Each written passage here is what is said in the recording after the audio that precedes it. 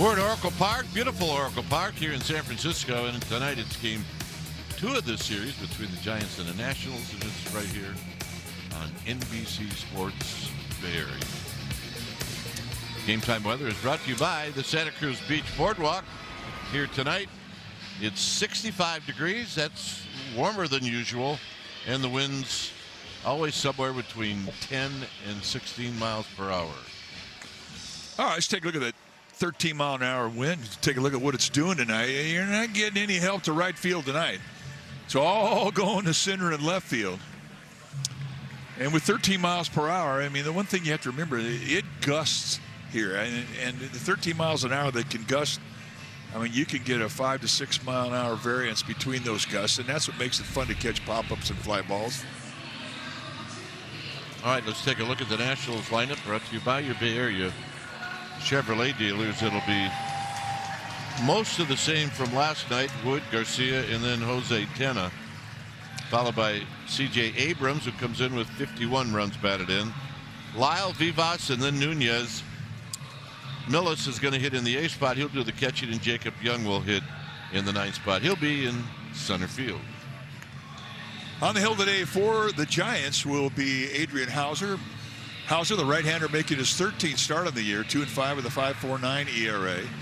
In 60 2/3 innings, he's got a 2-to-1 strikeout walk ratio with 40 strikeouts against 24 walks. Hauser lifetime against this Nationals team is just 25 1/3 career innings, 0-1 with a 2.49 ERA. So he's always pitched well against them. He doesn't have a win to show for his efforts.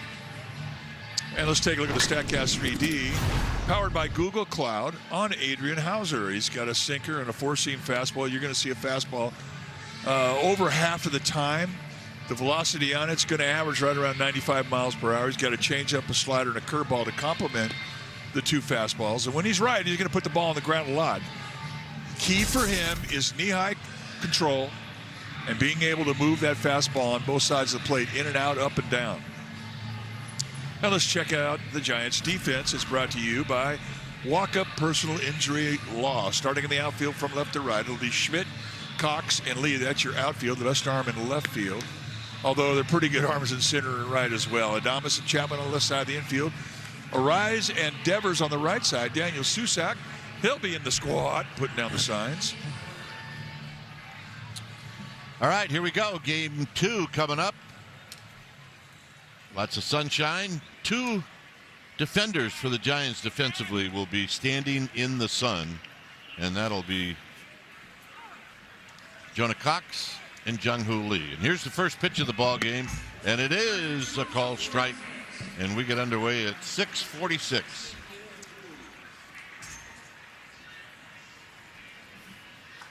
So Wood last night 1 for 4. Also, his numbers against Hauser lifetime 1 for 4. And the one hit a home run. So a quick 0-2. And there's going to be an appeal, but no swing. Umpires tonight, Jin Powell will be behind the plate. Jeremy Rahak over at first base. Dan Asanya, the crew chief, over at second. And Adam Beck will be at third base. Look out. Jan Powell, the plate umpire, has got a pretty tight zone, but you will see some belt-high strikes. This will be her 9th game ever behind home plate. 2-2. On the ground, foul. Wood, by the way, having a strong year. 265, 17 home runs, and 40 runs batted in. It's pretty amazing when you think that Wood and Abrams both came to the Nationals from the Padres in the Juan Soto trade.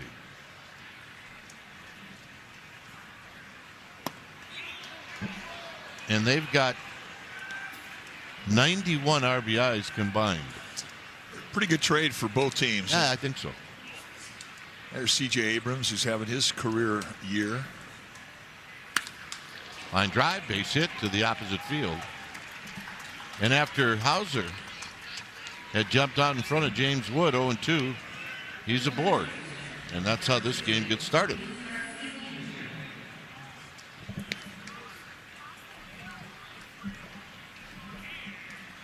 You see, the sun, how difficult it is to see as a hitter, although it didn't seem to bother Wood too much. But it's not such a bad idea if it's hard to see to go the other way. See the ball a little longer at home plate. If you're playing center field right now, like Jonah Cox is in right field, like Jung-Hoo Lee, it's nasty out there.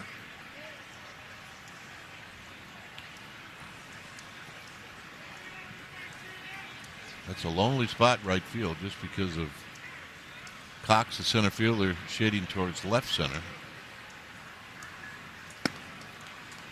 There's a called strike. Hauser's doing what he needs to do with that fastball, Kipe. He's got to establish that inside strike, and he's done it with both hitters. It looked like I jumped in, Mike, because it looked like Garcia was asking for a challenge. Little dribbler foul. 1-2. You know, there are hitters, they have a habit of touching the top of their helmet all the time. Oh, Jung-Hoo Lee being one of them.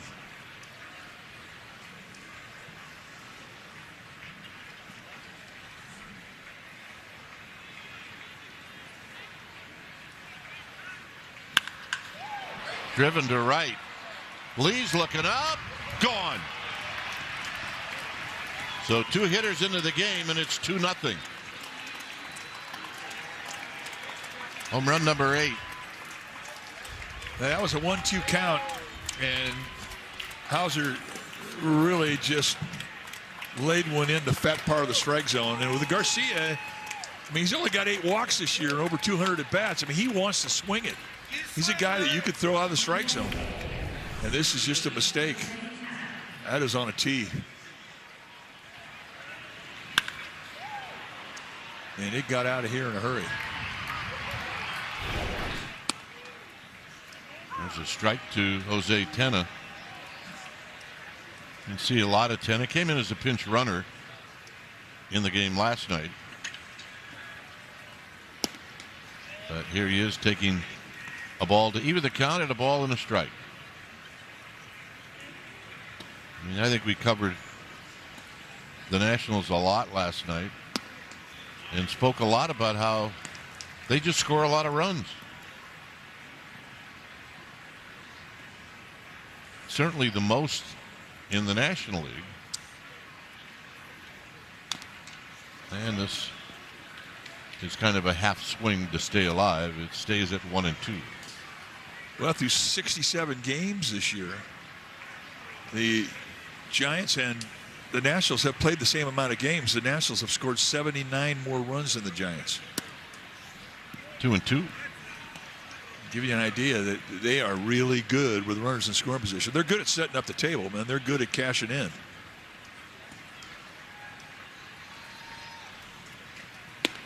Got him. I had a little anger on it. Yeah, I think he was a little ticked off.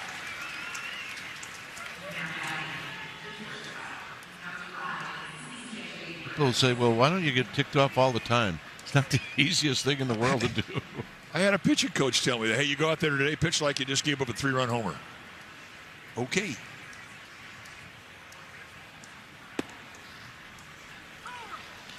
Here's Abrams, one of the stars last night, who had one of the big hits last night. There's a shot into center field, and Cox broke in, but then recovers to make a nice play. Last night, the Giants were 2 for 13 with runners in scoring position. You know what the Nationals were? 3 for 4. Yep, that's the difference. I mean, 3 for 13, you might win the game. Yeah, good chance. Here's Dalen Lyle. Spanish audio is available on the SAP channel.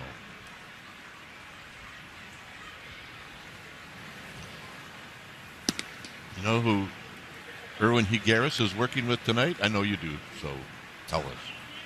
Armando Reyes is here. The Fighting Hydrant. One of the Fighting Hydrants with Marvin Bernard and F.P. Santangelo. way back in 1998.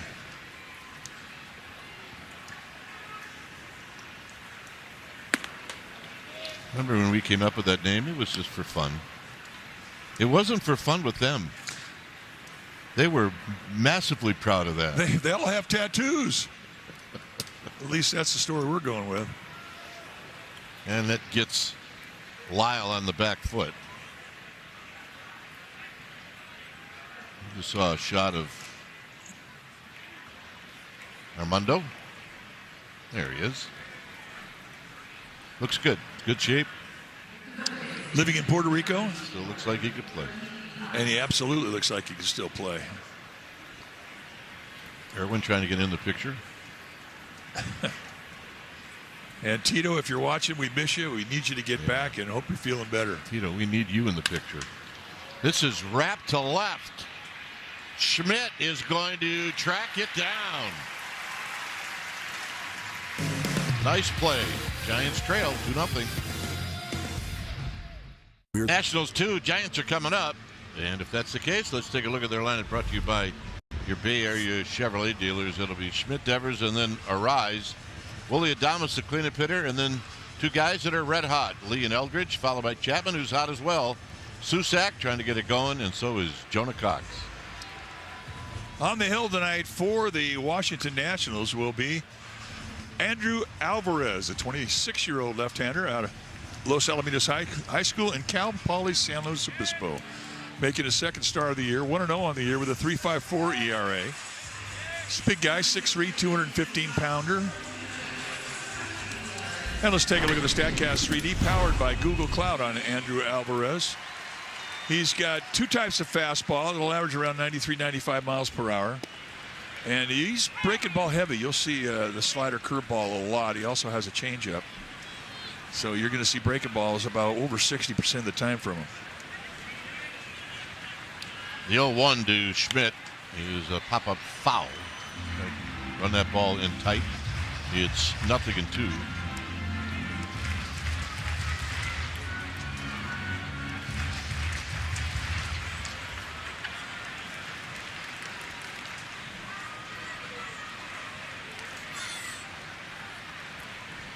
Here's the 0-2 with Devers on deck, and a swing and a tapper foul.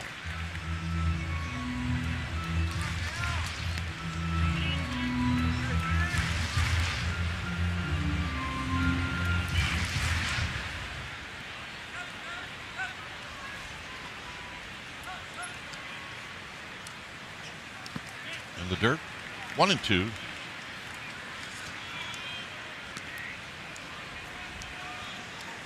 One thing Schmidt has done such a great job this year in correcting what was a weakness of his, and that was swinging at balls that were below the strike zone in the dirt.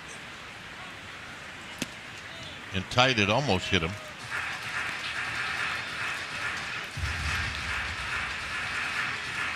And if you're going to be a guy who's really aggressive and you swing a lot out of the strike zone, big leagues, you're going to take advantage of it. And he really cleaned it up. Foul again. And it takes hard work to clean that up. It's not an easy thing to do. And he's aggressive by nature, but now he realized that if he's going to stay up here and do what he thinks he can do up here, he had to get better pitches to hit, and those better pitches are in the strike zone. Got him.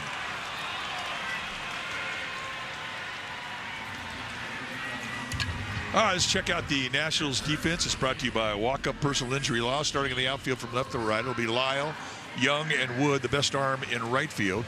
Abrams and Vivas will be on the left side of the infield. Nunez and Garcia on the right side. Drew Millis will be in the squad, putting down the signs. Devers takes a bit wide. Devers has faced Alvarez 2 times. He's 1 for 2, coming off a game last night where he went 0 for 4.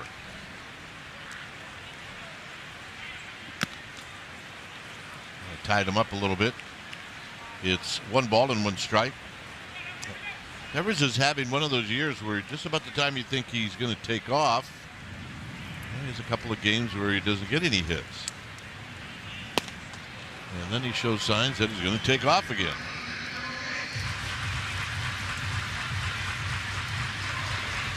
Our drone being very active tonight, showing us new looks. So this is a great yard. Also shows off the grounds crew here, and boy, do they do a great job. And that's what green is supposed to look like. Got him.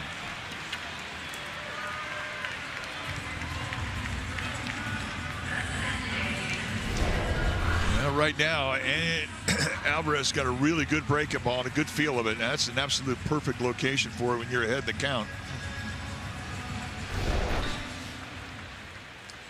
So here's Arise hitting at 324. Lines this one into center field. And it's past the diving Young. And Arise is off to the races. He hits second base. And what is Pettis going to do? He's going to hold him up at third.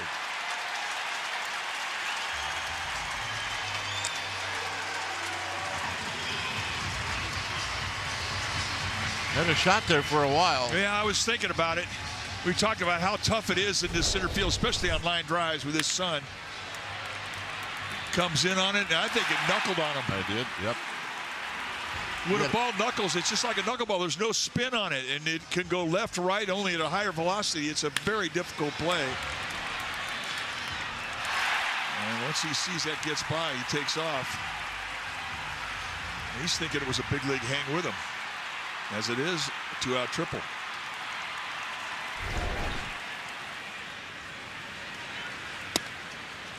You know, as a hitter, I mean, if you played a while and you hit a ball, after about 4 steps, you have a pretty good idea whether it's going to be a hit or an out. But you can get caught sometimes. Yeah, and Arise did.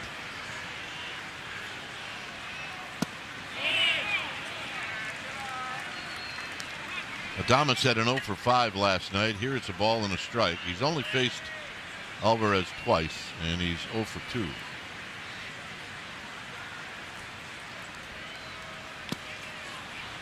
One and two. It's really interesting to see how the Nationals play. When they have a big curveball on the mound like Alvarez, they really pinch the 5.5 hole between shortstop and third. And that's as close as you'll see a third baseman and shortstop playing together.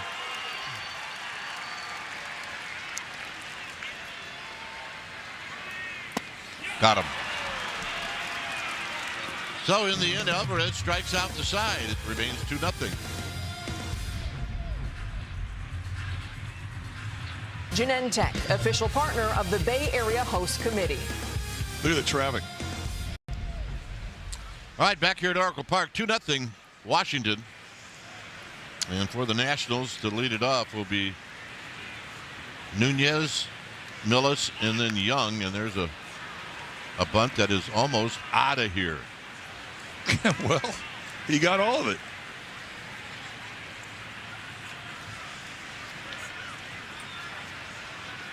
Nasim Nunez, who went 1 for 3 last night. Swing, you're going to miss. Another than 2.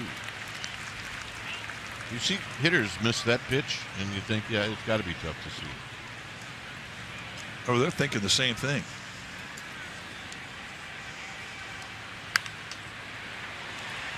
Hauser going right back, same location, same pitch. You can keep climbing that ladder, and once he gets in the swing mode and he's swinging at the high pitch, just make the next one up above the letters.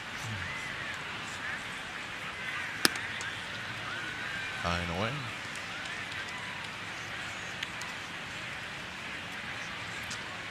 And that definitely sets up a breaking ball, back foot, or a changeup on the outside corner, something soft. And there was a changeup, and he pushed it. That's when you're upset with yourself. You have a 1-2 count, an advantage, and you just want to make it a knee-high location. If you miss, make it miss down.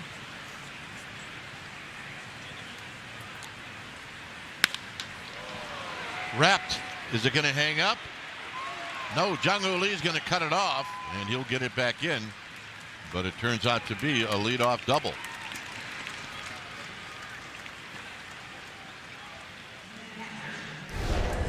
Take a look at the location. They set a high target, and it just middle in. And, you know, guys love middle in from the knee and the belt right there. That's a sweet spot for a lot of hitters in the big leagues. I say about 99% of them. Well, Jung Hoo at least saved a triple. Maybe more with Nunez speed. So here's Millis.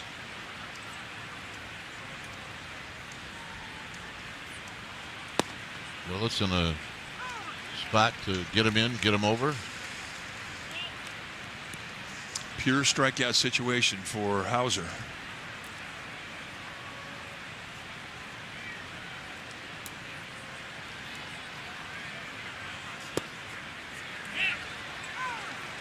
It's the call. It's a quick 0-2.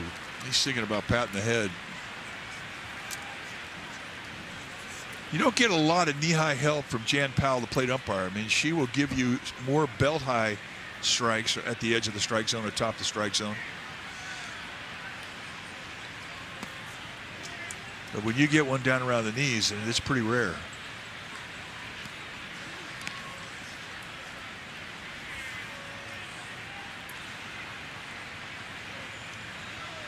Jacob Young on deck, the 9th place hitter.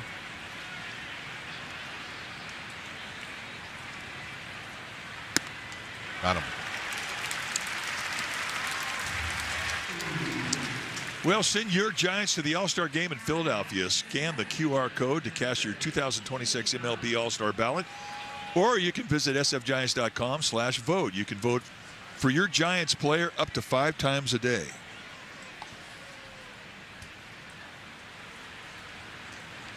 I mean, it's an old joke, right? But here's the runner as he goes. Susak's throw is going to be a changeup, but it didn't matter. 24 steals for that kid, so you had to figure that if there was anybody that was going to go, it was going to be him. Well, I mean, Hauser worked really hard to get the strikeout and a non-productive out, and right away he steals third base, and that takes away the thrill of the strikeout. And your reward, well, now you have another strikeout situation.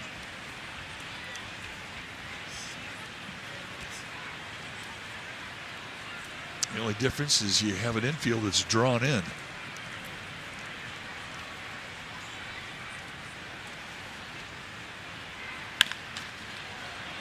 And that's foul. There's David Schwartz, our ball dude on the third base side tonight. Hey, nice play, David is he's a veteran. He's ball duded a bunch. Also still playing baseball in Marin County Senior League. And there's Killer Kowalski.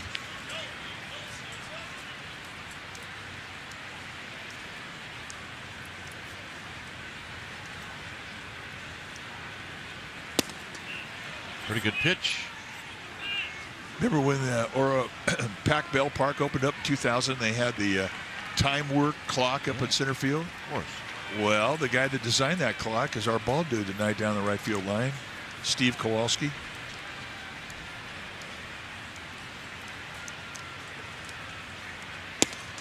Good pitch. 3-2. You design clocks, you better be on time all the time. Yeah, he's on time. Top of the order, and James Wood.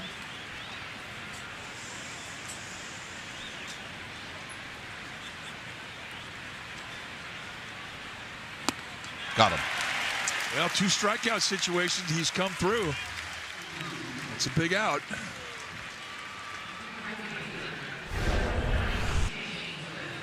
Worked it to a 3-2 count and then throws good 2-seam movement. Gets him to chase.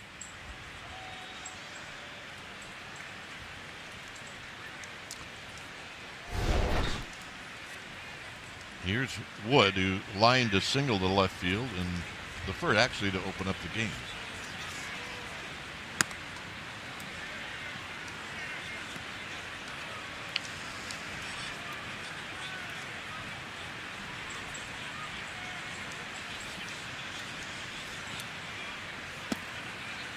Brewers and A's are at it again. The game being played in Las Vegas. The game last night between the teams had 11 home runs.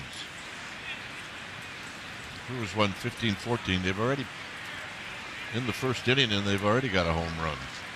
Where were they playing that game? Lost Wages. Well, it's going to be their new home starting in 2028. Is this a pitch around? I don't know. It's 3-0. I guess we'll find out here. 3-1.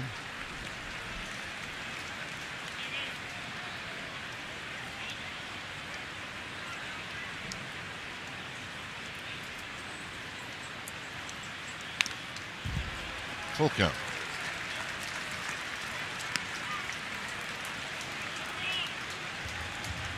Hauser trying to pitch out of a leadoff double and then a steal of third.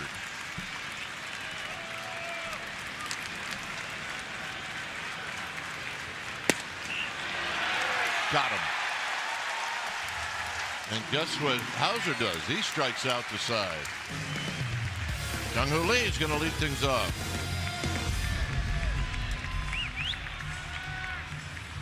Law Tigers, Northern California's motorcycle lawyers at lawtiger.com.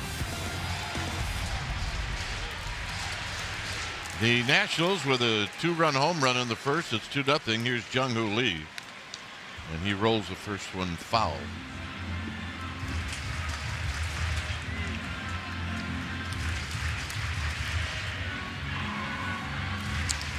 Look at Jung-Hoo Lee. Look who's number 2.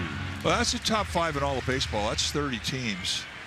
Giants with 2 of the top 5. Jung-Hoo Lee, red hot.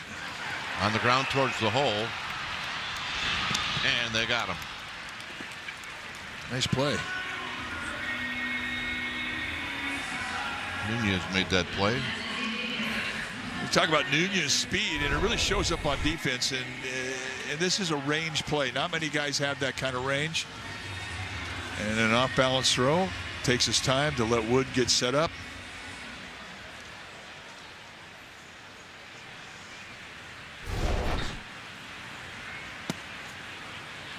Eldridge takes a strike.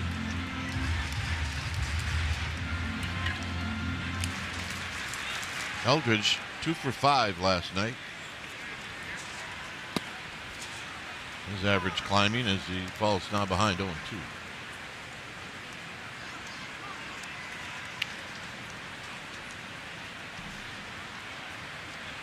Chapman on deck. We're in the home half of the second.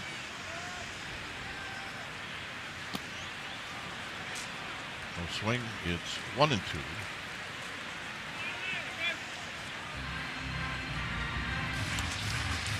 City Connect night. Oh, he's looking sharp. I like him.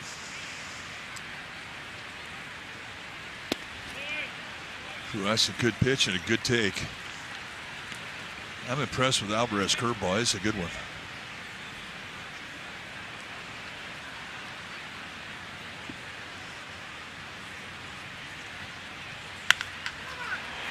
Fair ball right over the bag. Ball dies as it hits the bottom of the sidewall. And Eldridge has got another double. Alvarez gave another breaking ball, and if you look at the lower body, it really stays very quiet and waits for that curveball to get there and just spins on it, rakes it right down the line. James Wood had none chance.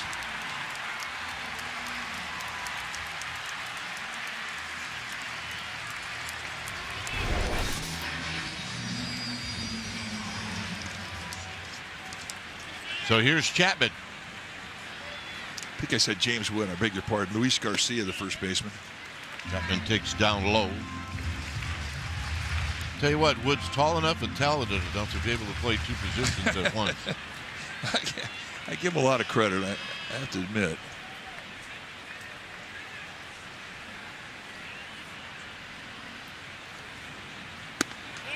Chapman takes high, 2-0. He has had 1 lifetime at bat against Alvarez. He's had a hit. He's 1 for 1, a single. And he had 2 hits and 3 at bats last night.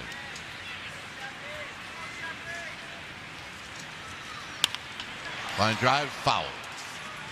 You say, how good has Chapman been? Well, extremely good. 16 RBIs in his last 12 games, hit .385. And in his last 5 games, 7 for 7 with 13 RBIs and the runners in scoring position. That's hot. It's good.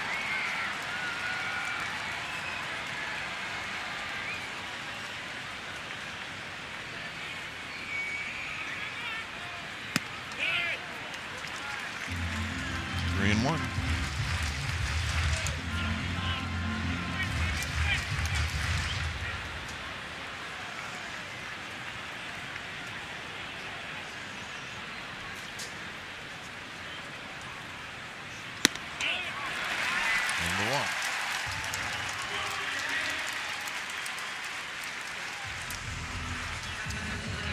Teams, they pay attention as to who's hot, who's cashing in with the money hit. And with an open base, I mean, Alvarez really nibbled. And as hot as Chapman's been, I don't blame him. Susak did not play last night. Loves that first pitch, and he misses the first pitch, and it's 0-1. Teams start to figure that out. You're not going to see a fastball in the first pitch.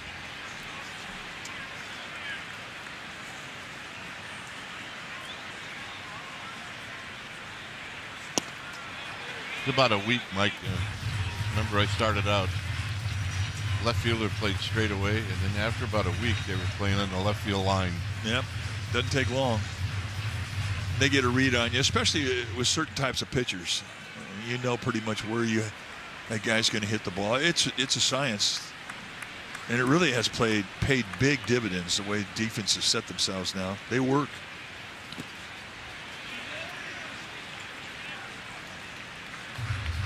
But I am glad that they don't allow 3 players on one side of the field anymore.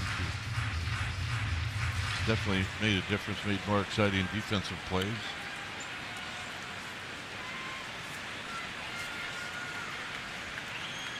One and two to Susak. Boy, he's getting curveball, curveball, curveball, curveball. Rainbow, rainbow, rainbow, rainbow.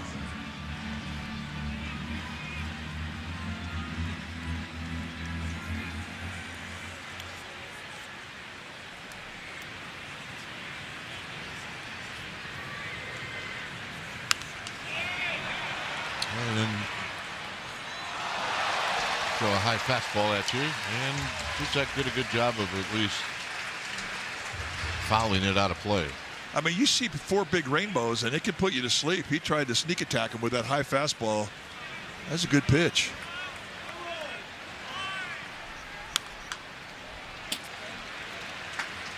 I don't think he's swung at a ball in the strike zone yet. I was going to say, this at bat could go on for a while. David Schwartz is going to be worn out.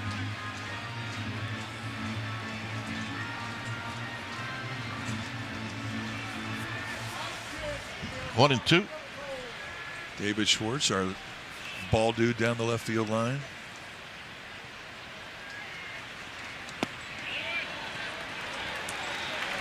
I couldn't tell if Susak was running out of the box or not. That was such a good pitch and a good take. Not an easy one. So 2 and 2. Out of play.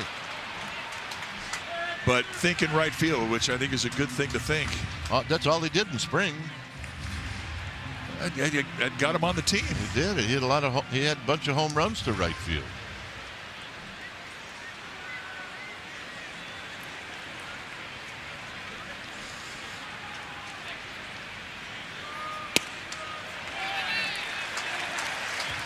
This has been from an 0-2 to a 3-2 and a battle.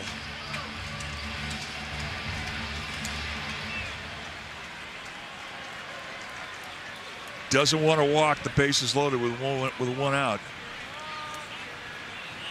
I mean, Susak's thinking, will he throw me another breaking ball? Of course he will.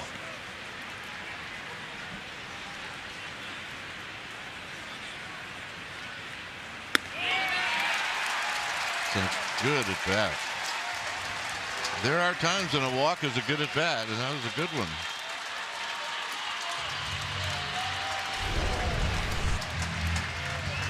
Take a look at the reaction. Yeah, that's what I'm talking about. Yeah, 0-2 for the walk. Yeah, that's what I'm talking about. Come on, Jonah.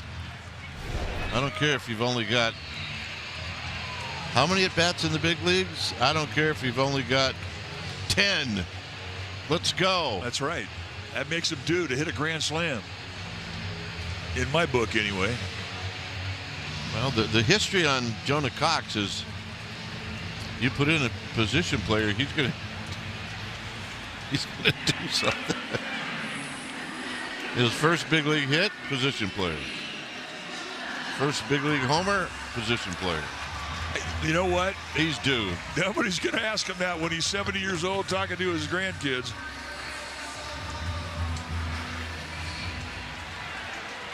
The infield now for the Nationals will play back. And I was going to say he's going to get tested with that curveball, but what does he see right off the bat? Right down the chute. He's ready now.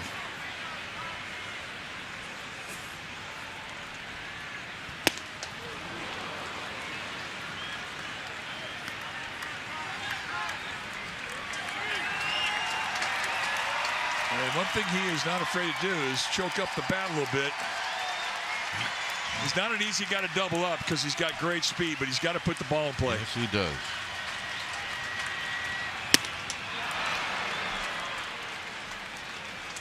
That's a 3-pitch. See you later. Well, not a lot of respect on the location of the last pitch, too, in an 0-2 count.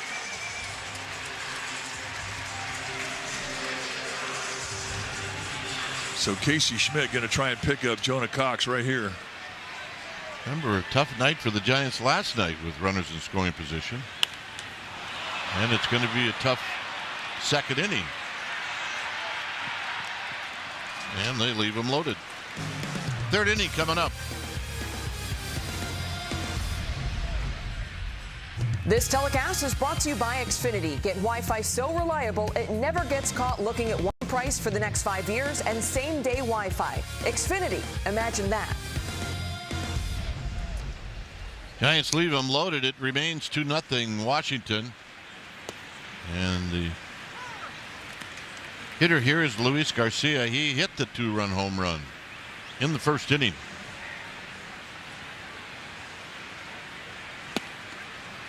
Oh, 2.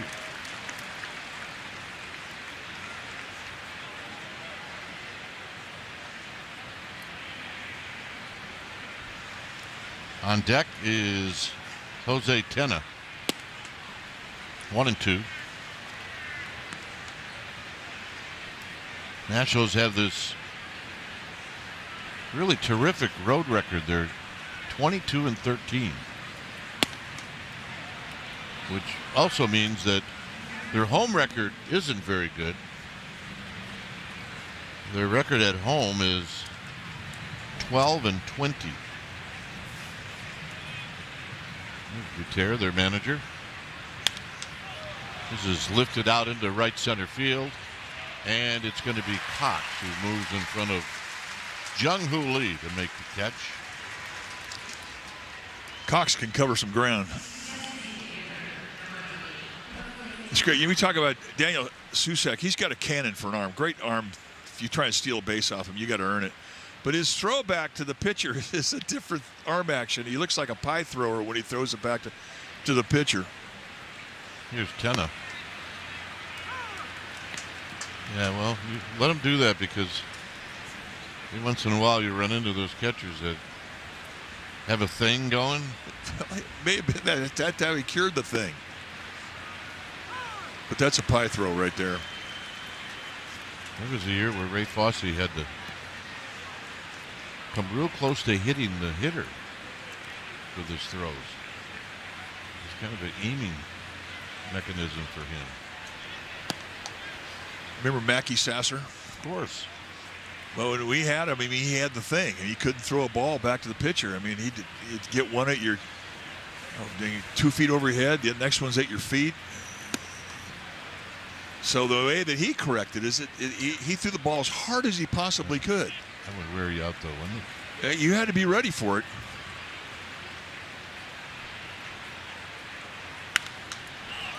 Swinging a very high pop-up to Luis Arise at second base.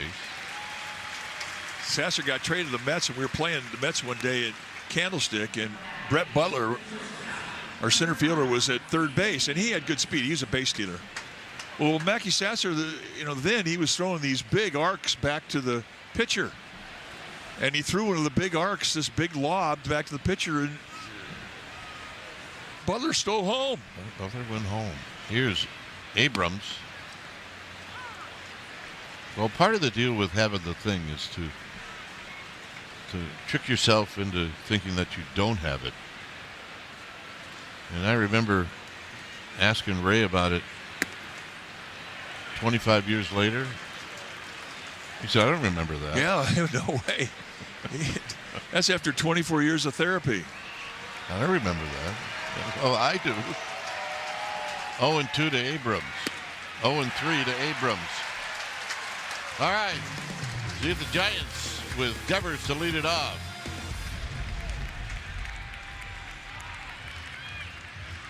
A weekend 4-pack, the ticket plus meal package includes 4 tickets, 4 hot dogs, 4 Coca-Cola beverages. It's available right now for Cubs games this weekend or on any Friday, Saturday, or Sunday home game. Go to sfgiants.com/weekend. Devers to lead things off. It's 2-0 Washington, and Devers takes a strike. Devers, one of 4 strikeout victims for the Giants. Here he takes another strike, a little late call by Jen Powell. But Devers is in that 0-2 spot a lot. Devers in his 9th year at the big league level, 29 years of age. His history, Mike, is before the All-Star break in his career, he's a .282 hitter.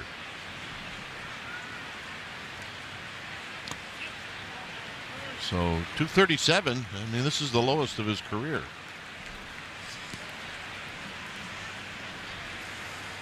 Well, he's got a month before the All-Star game, so he could go on a tear.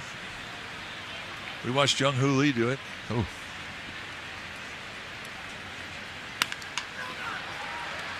At first is Garcia. 1 out. Here's Arise, who tripled in the first inning.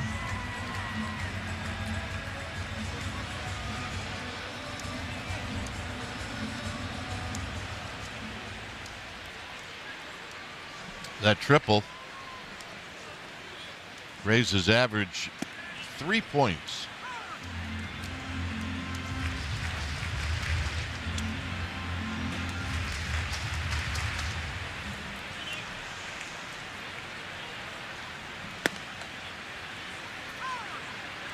Two. I said, all right, I'm going to take a break.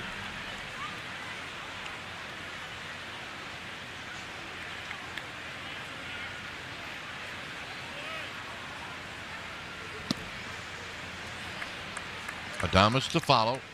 1 out. Bottom of the 3rd.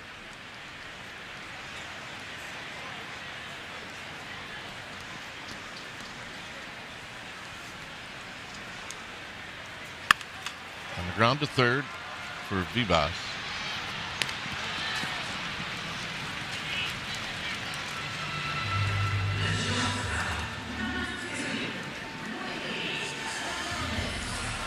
Adames struck out in the first inning. The Giants had 3 strikeouts in that first inning, but then remember, the Rise had the triple. Here he takes a low. 2 hits and 2 walks for the Giants offensively.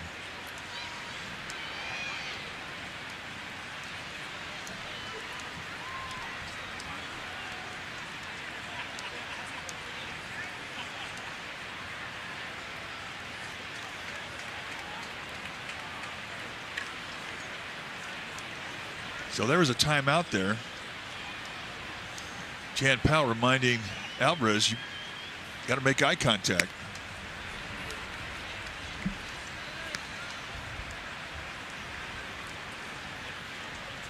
This is her 9th time behind the plate calling strikes. And I've seen her a couple times on TV watching games that she's umpired behind home plate. She does a good job. She's very consistent.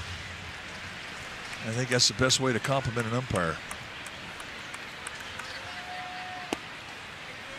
Yeah, speaking of umpires, it was nice to see Eddie Montague here today.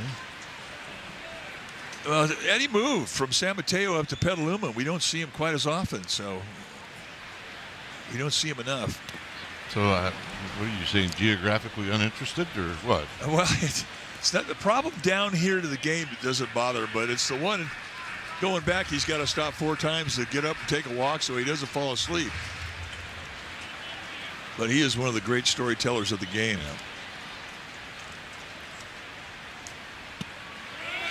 Nice at bat. No swing, so a walk, and it'll give Jung Ho Lee a shot.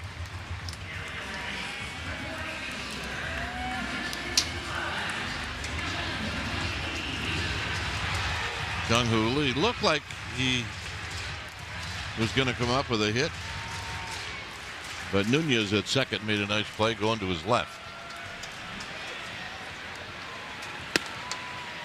He takes a strike. Did Jung Ho going to challenge this? He thought it was high. The batter is challenging the call of strike.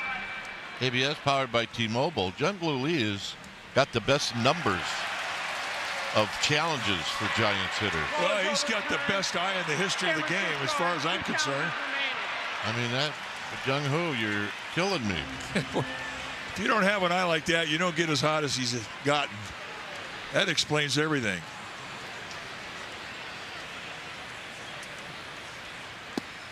Well, what I like about it is he does it on the first pitch. I mean, 0-1 is not going to bother him at all, but nope. Hey, when you're right, you're right.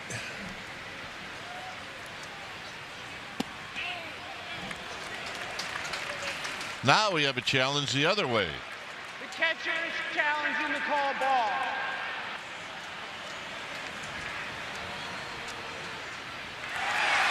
Not even close. Call is confirmed. Washington has 1 challenge remaining.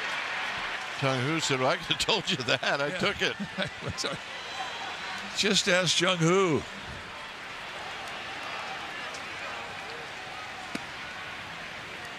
Not a problem for Andrew Alvarez just to drop in a nice strike to make it 3-1.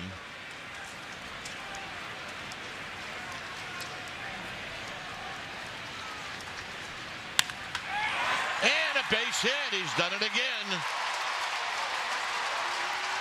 The throw is going to go to third. Adames in there easily. And Jung Ho Lee extends his hitting streak. Now 17 games. Just tremendous bat control, and it also helps to get good pitches to hit. 3-1 challenge. With a 2-run lead, Alvarez goes right at him, and as we've seen so often in this hot streak, he finds a hole in the infield. Stay hot, Jung Ho. It's our privilege watching you do this. Eldridge with a double in the second, right over the bag at first. Here he wraps this one on the ground, and this is going to end the inning. So the Giants strand a pair. It remains 2-0.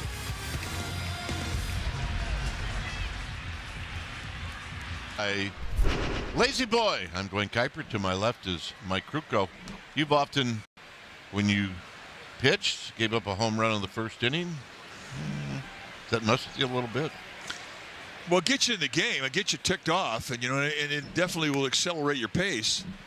So it's not always a bad thing. It just, you hate putting your team down 2-0 with 2 hitters into the game, but it can make you a better pitcher. Here's Lyle. Lyle takes down low. 2 balls and no strikes. I didn't mean to imply that it happened a lot with you. Well, I gave up 196, so. Yeah, it could have been that all of those were like from the third inning on. Yeah, that's what I'm going with.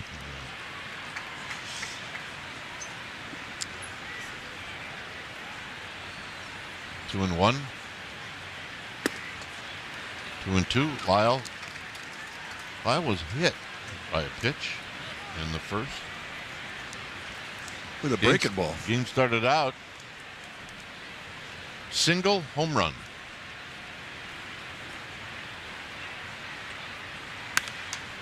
High fly ball. It'll be Cox. And Cox will put it away.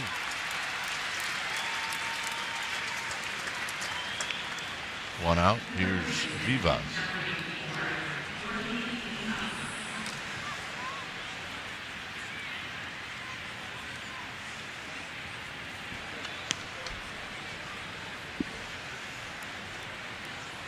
Schmidt tracked down a drive that Vivas hit to end the first inning.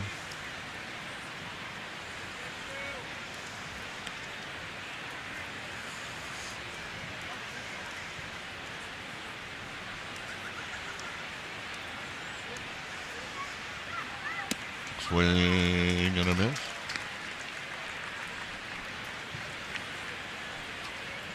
It's 1-1 strike. You saw the former A's pitcher. Remember Sean Doolittle? Yes. That's who Alvarez was talking to. This has got the right sound to it. It's deep. It is caught on the track. No problem. It's really a pleasure to watch this young man play center field. And I mean, he gets back on the ball beautifully. Great speed, a nice first step on defense. So he took a little peek to see where he was at. A guy that plays the center field as smoothly as Cox can do can really relax a pitcher. Nunez takes a strike. And you can say that about any defensive player. If they're relaxed, it can relax the pitcher, certainly with the catcher. And another strike. This is the top of the fourth inning here at Oracle Park on a Tuesday night. Day baseball tomorrow.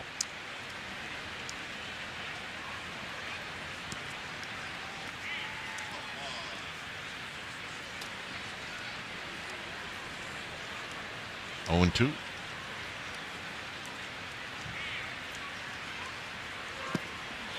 Oh, 3. 6 strikeouts. Giants are coming up. Chapman to lead it off.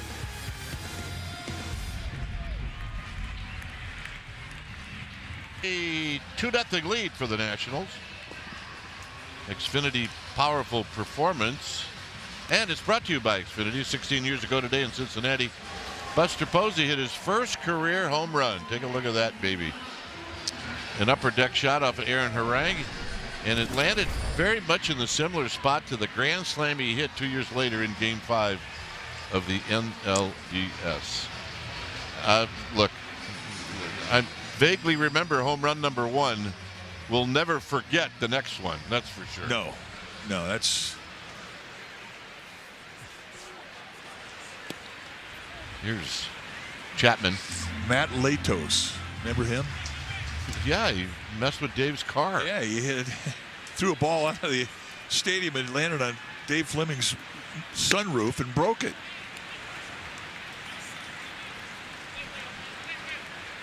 I mean, Dave was famous for that for a long time. Well, I mean, it took him 3 years, but he finally got him to pay for it. Line drive, foul. Look out.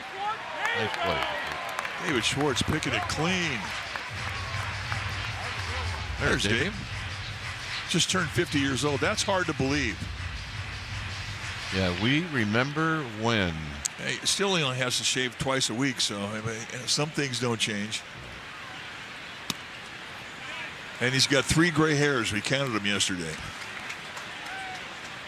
I want to live long enough to see him dye his hair. That's the goal. Chapman takes high, ball 4. Here's the Latos home run. Watch the catcher's reaction. It's awesome. Oh!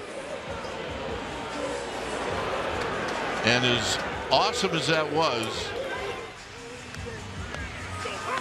it wasn't the end. No. That was a 5-game series. That was game 5. Is that the Romo-Bruce battle that lasted forever? And Jay Bruce, that was an incredible at bat. But the Giants in that series opened up at home. They had home field advantage. They lost the first 2 games and went to Cincinnati, where they hadn't won a series in a long time, and they swept them. Yep. Who managed that team? Yeah, the big fella, Bruce Bochy. And who managed the other team? Dusty Baker. Yeah. It was definitely a remarkable series.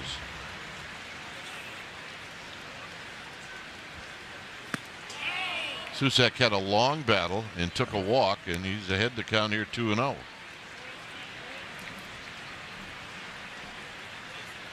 That's where he'll let out a little shaft, too. I mean, he gets greedy on first pitches. He gets greedy in 2-0 counts, especially if he's a tie and run. And he's got power.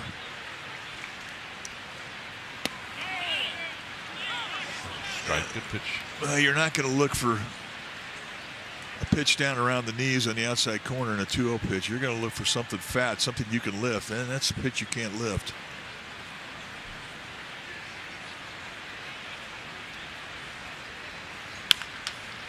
To third, maybe a double play.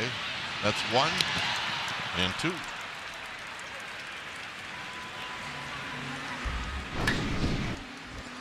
We talked about Dave Fleming and the sunroof. There's remember what Latos was doing is he was shagging during batting practice. He caught a ball, turned around, and flipped it over the stadium into where the Giants have their cars parked. Well, he was not a fan favorite, and he was kind of teasing the bleachers, and he threw a ball, and he threw it over everybody's head, right? That was the big ha-ha that he had. Broke Dave's window, and he had that blue tarp on his car for 2 years.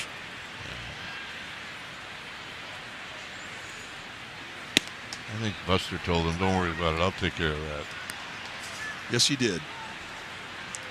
He got even. 0-2 to Jonah Cox, who struck out with the bases loaded in the second.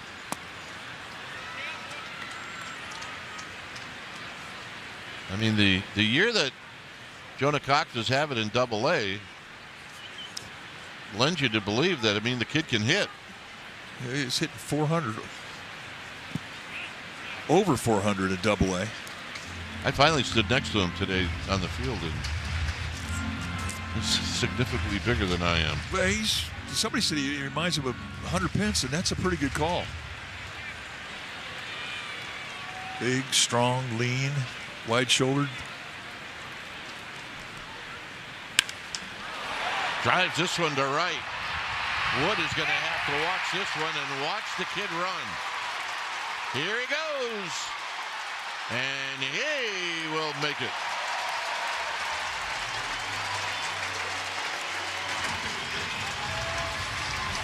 And you know what he's saying, right? Why couldn't I do that with the bases loaded? Well, one thing we've learned about him is he's got opposite field approach. And here he goes opposite way and backspins a high fastball. And James Wood never had a chance. And with his speed, it's just fun to watch a thoroughbred run. 11 seconds. That's low flying. Schmidt. Side retired. 5th inning coming up.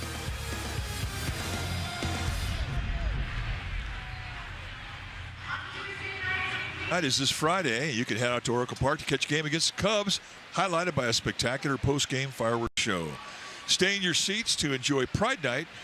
Pride Night Fireworks presented by Gilead. Go to sfgiants.com/pride. Here's Millis. Hauser's got 6 strikeouts. Millis is one of them.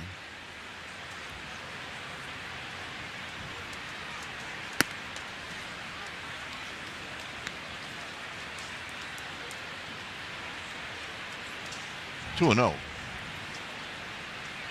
Jacob Young on deck. You don't want to walk the leadoff guy, especially if you're at the bottom of the order. Sam Hinch is getting ready.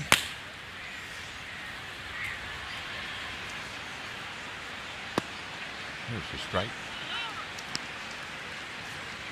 Never automatic, but more so than not, 3-0 pitches are usually strikes.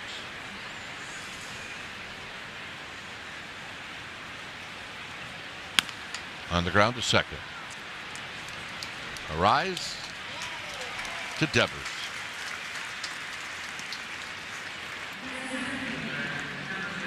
And here's Young.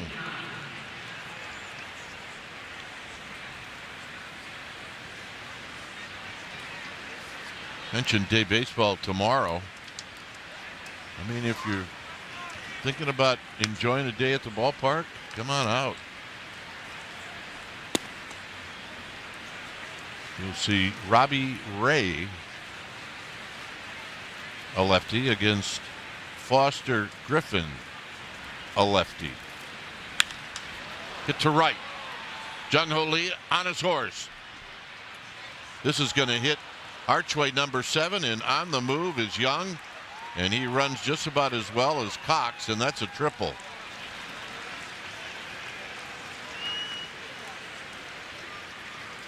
I'm kind of surprised at the carry of this. When it left the bat, I thought it was going to be a ball that could be catchable. As you see the high fastball, and he goes the opposite way towards that right center field gap. And look at the carry, which we didn't see pushed to right field at all early in the game when we were looking at the wind tonight. It's a 13-mile-an-hour breeze. That's going to be the last pitch for Hauser. The Nationals hit their doubles and triples with no outs or 1 out. The Giants hit them with 2 outs. So Hentges is coming in, and we'll be back.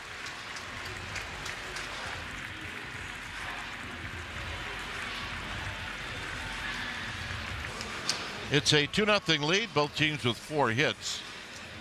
So with Hentges in, it's time for a change. Switch to Comcast Business for all-in connection and protection your small business can rely on. The numbers for Hentges in his 11 appearance, 101 with a 2.08 ERA, 10 strikeouts in 8 2/3. The one blemish is the 11 walks. Infield in for Wood, and it's wide. You got 6-6 in the batter's box. You got 6-8 on the mound. A couple of big fellows going at each other.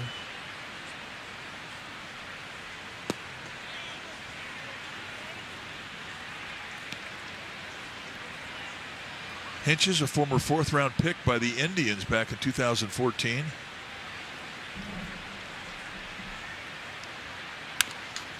On the ground and slowly into left field for a base hit. Casey Smith's going,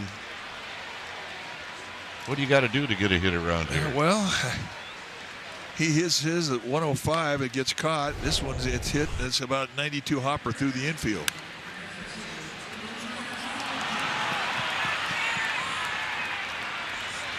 Hey, that's baseball. Make you smile. Remember, there's no crying in baseball. Here's Garcia. Garcia with a healthy rip.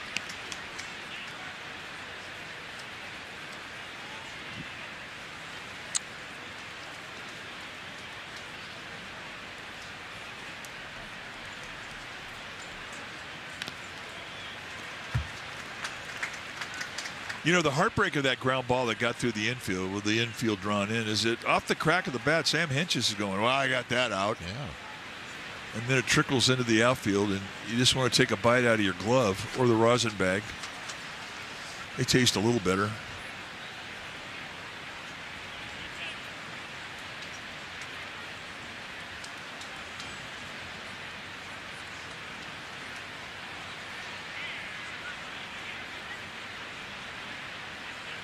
0-2 pitch. Out of play. That one was off.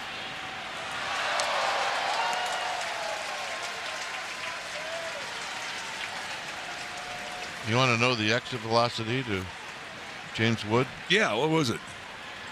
67. Yeah. That doesn't make me feel any better. No, as a matter of fact, it makes me feel worse. 1-2.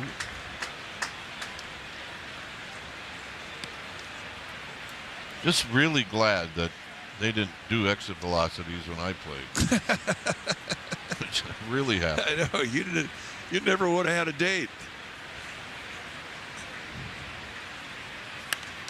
Out of play. Which I'm only teasing. You were a lifetime 271 hitter and you could hit, so you sell yourself way but short. Still, the fact remains, I'm just glad. Yeah, well.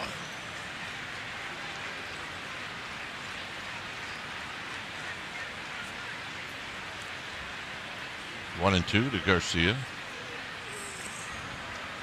And Hentges will step off. Hey, look, it's 3-0. It's up to the Giants to cash in on the base runners that they've had. I mean, it's too late now, but keep doing what you're doing and see if you can cash in. This is going to be out of play.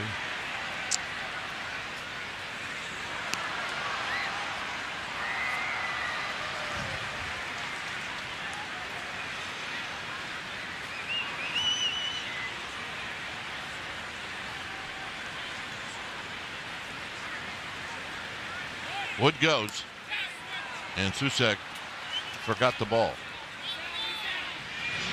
And they're going to be out at first, I think. What's going on here? Yep. Because Garcia forgot to run.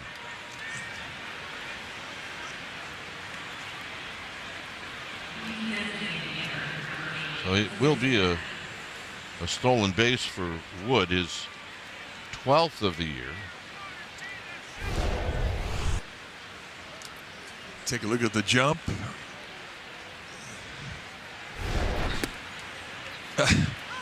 I like the deke that Susak put on there, coming up, making the throw, and the ball was 10 feet behind him. Challenging to call a strike. All right, we got a challenge here. Calls overturned. Washington has one challenge remaining.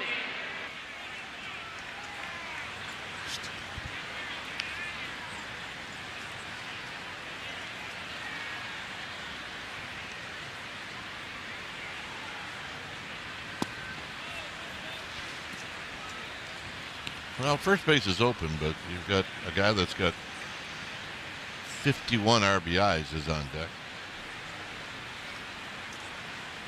Oh, that makes you highly motivated to pitch the tenna.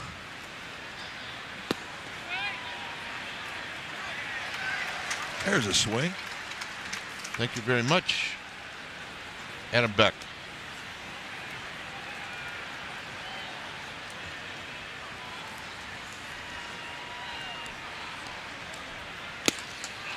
Good pitch, 2-2. I guess the Dodgers weren't that impressed with the Pirates today, huh? Well, it was a 2-2 ball game till the 7th inning. I think the Dodgers scored 10. Ooh. 3-2, yeah. 12-3 was the final.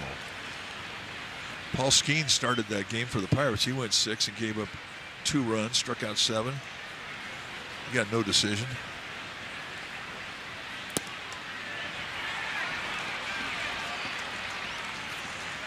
So the walk. And here is Abrams.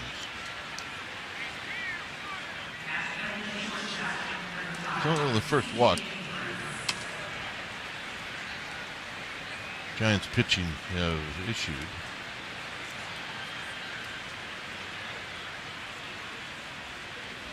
Abrams tries to check his swing, and umpire says, "You went around."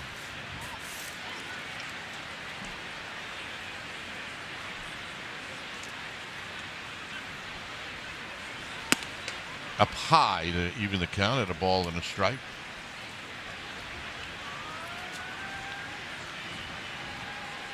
Players with 14 home runs and 10 steals. Well, Abrams and Wood, 2 of the 4 on that list. Schmidt will give chase, but this is going to sail into the seats.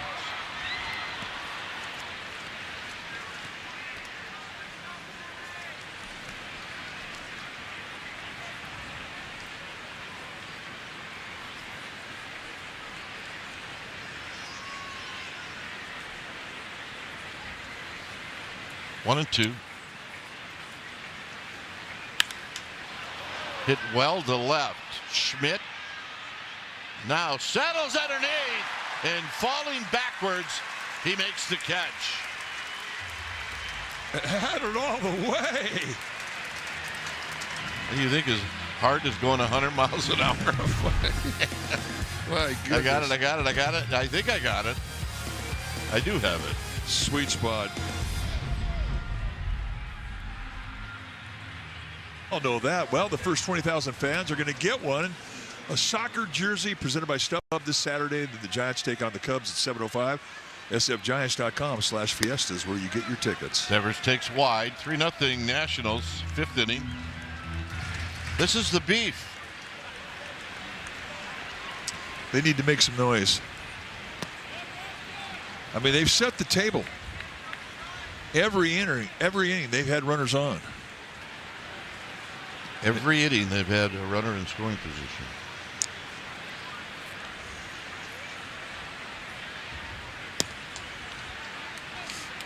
And they've stranded 7.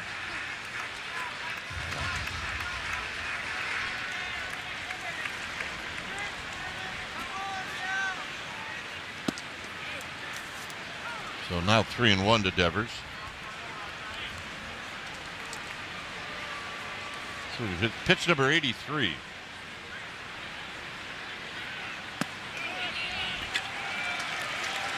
Man, I guess the pitch was high.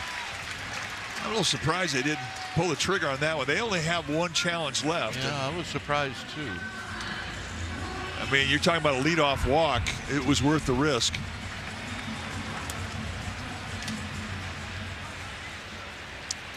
But we're being told if they would have challenged, it would have been a ball. Here's Arise, who takes down low. Arise is tripled and he's rolled out to third.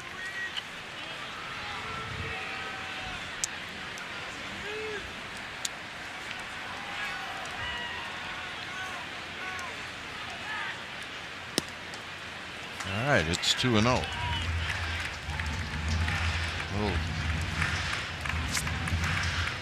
I mean, one thing the Giants have done tonight, they've got pitches out of Alvarez. I mean, that's 85 pitches in the 5th inning. That's a lot. In the 5th inning, you want to be 75 pitches or less when the inning is over.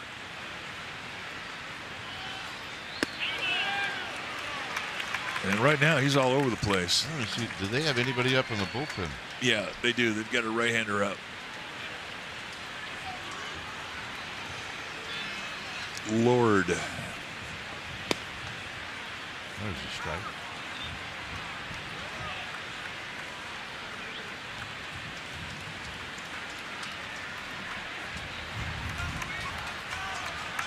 Brad Lord.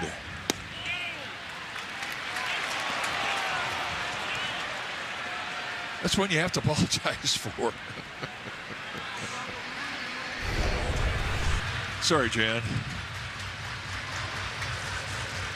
Yeah. It's a strike.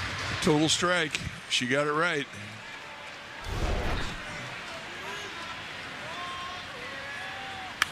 Payoff is a souvenir. The only guy that's hit more souvenirs into that section down there is Brandon Belt. Yes, he did. He made a lot of friends over there.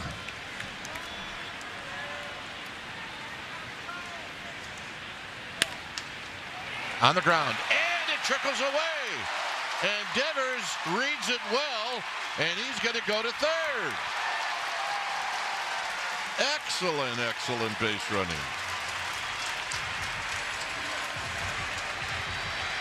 And once again, they've set the table. Just off the tip of the glove of Garcia, and with Nunez overrunning. I mean, he was going to make the play. Yep, Nunez had it. And there's the read from Devers. Never slowed.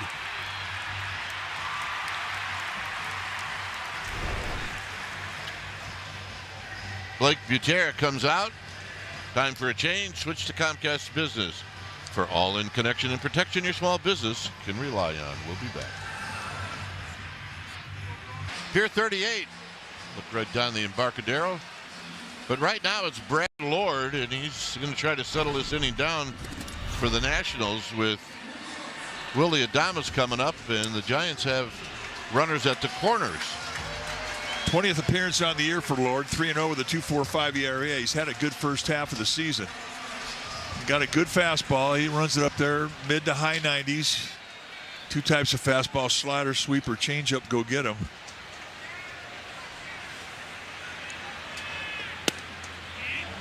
Runs that fastball in tight at 93. Lord, 26 years of age, in his second year at the big league level.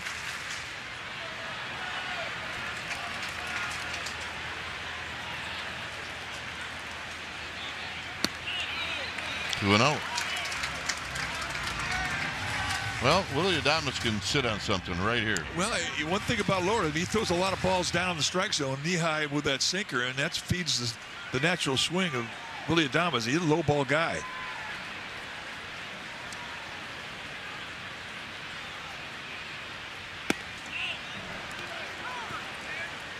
It had been that Willie Adames was taking all the way. Or looking for a breaking ball. Or that.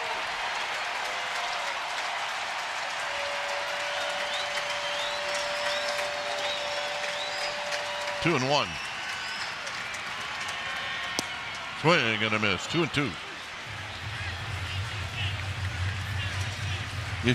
You see that pitch and you kind of hacked off. You didn't swing at the one before that.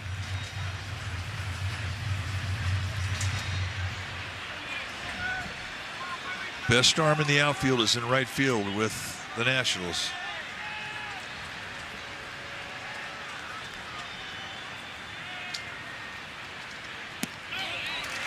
Two and 2. And that was his opportunity to go out of the strike zone, hoping that Adames would chase. Well, he would have early in the year.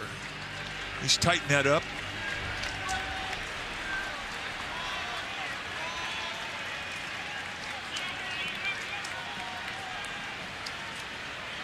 Bottom of the 5th. Got him.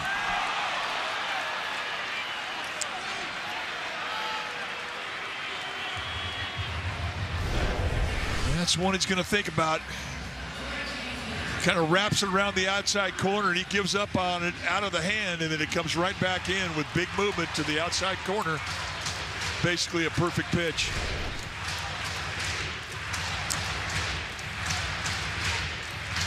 Well, you got your two hottest hitters coming up, so let's see what happens.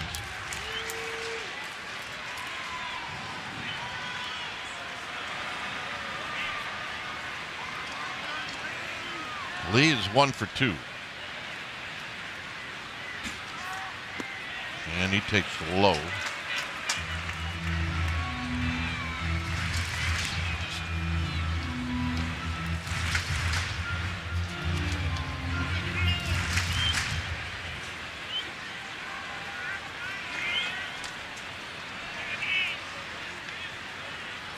Devers at third, Arise at first. 2 balls and no strikes.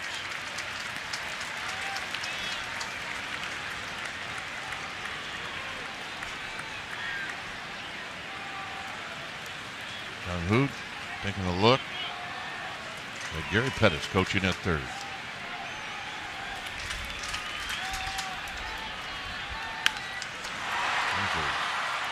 Good healthy swing, and it's fouled out of play. Totally relaxed. One thing about confidence, it relaxes the player. You're sitting in a hot streak, you're as cool as a cucumber.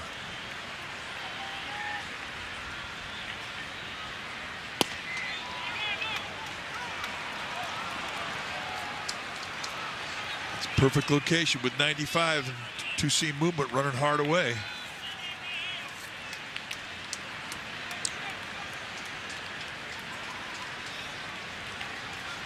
Two and two.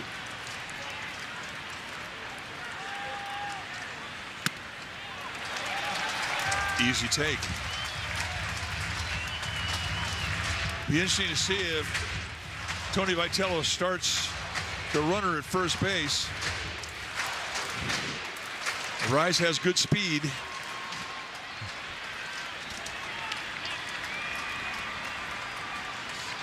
But with Brad Lord being able to put the ball on the ground, staying out of double play would assure you get a run. I say he starts. Yeah, you got to get one here. He goes. Fair ball down the right field line. Lee does it again, and the ball sticks. 2 runs are going to score, and Lee has got a double.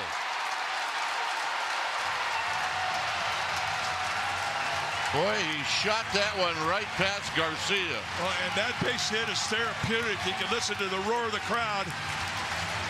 And they are in love with this guy, and what's not to love?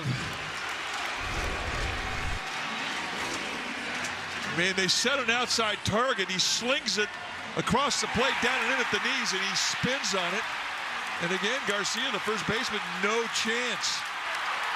And Gary Pettis wasting no time once he saw that ball stall in the crease of the pad on the right field fence.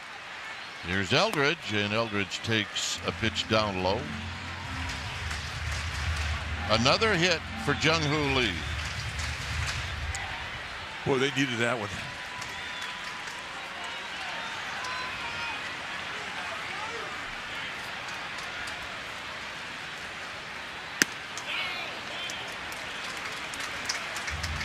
Think about Eldridge, he'll make you work. Say this for Jen Pouch. She is consistent. Jen Powell is very good. She's been very good tonight.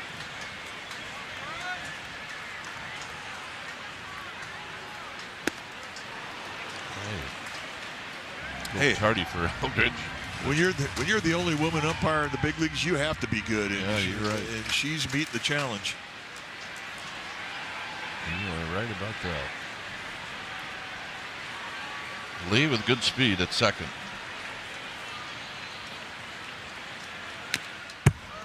Two and two. Right now, Lord is going right after Eldridge.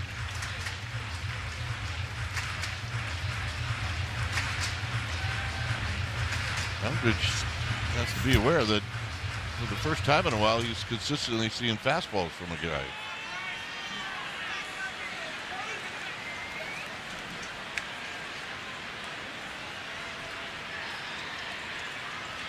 Two and two.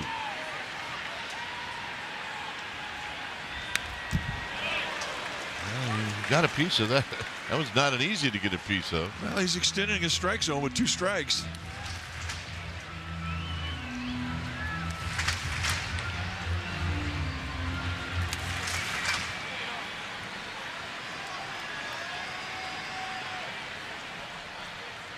Two pitch. Again, another 3-2 count. Really, all of the 2-2 pitches that Lord's thrown have been pretty easy takes.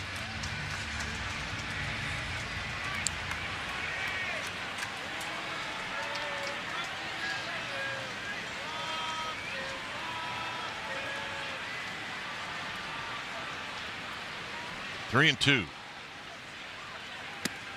And the walk. Great at bat.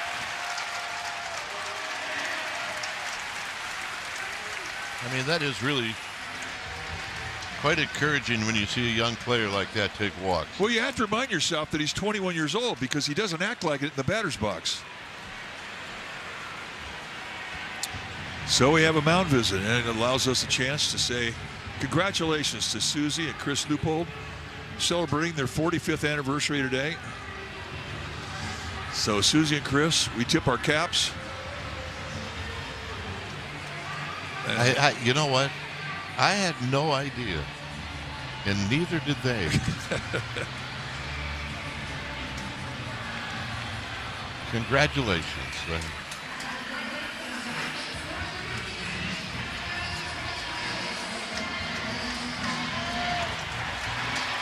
I just see things more clearly now. Well, as a matter of fact, we do, especially when we're trying to look and see who's getting up in the bullpen out in center field. Is that a fact? Here's Chapman. Chapman with a couple of walks.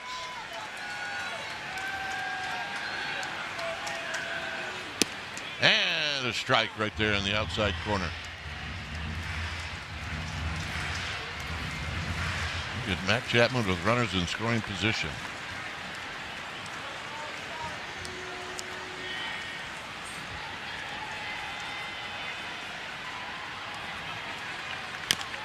Little tapper. It's going to be a tough play. Everybody's safe. Stay hot. Matt Chapman with your magic one-do. 3 times he's been on base tonight. 2 walks and a knock, and look at Logan Webb. Yeah, he wants a little reaction from Chapman, and Chapman's thinking, I didn't earn that one. Webb's. He's losing his smile real quick. That just turned into a sneer.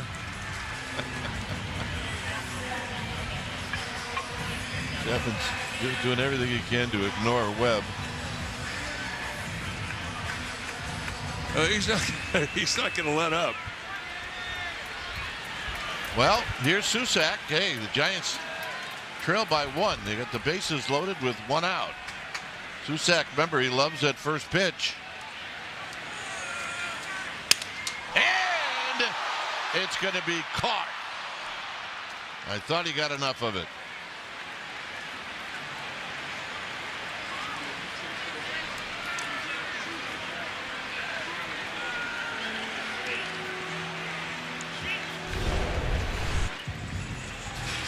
Yeah, he finally did, yeah. Yeah, you can't leave your teammates hanging.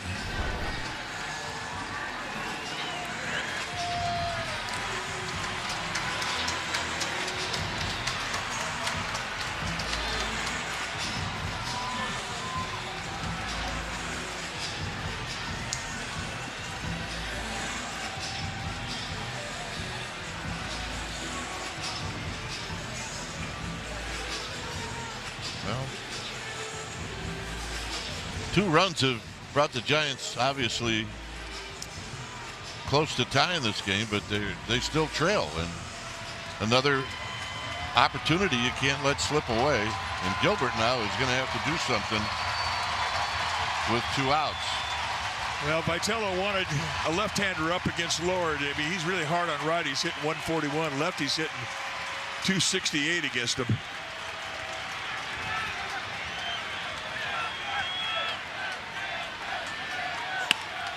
And this is going to be right at Abrams, and that'll end the inning. Giants get it to a 1-run game. It's 3-2.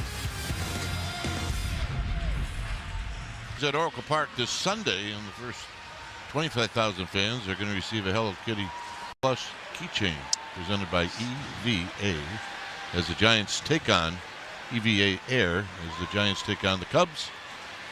Receive one of 3 keychains. You're going to get cream, orange, or a pink jersey. sfgiants.com/Hello Kitty.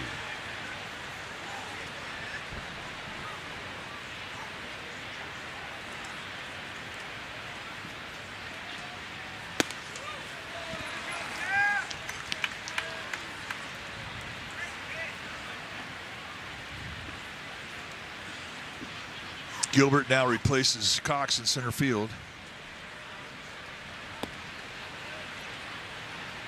It's Lyle, 2 balls and 1 strike.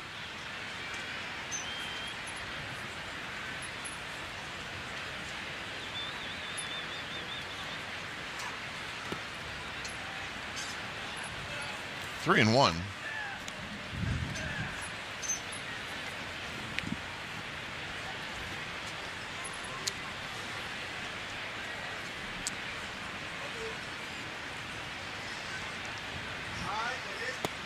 Swing and a miss. 3 and 2. Vivas is on deck, and then Nunez.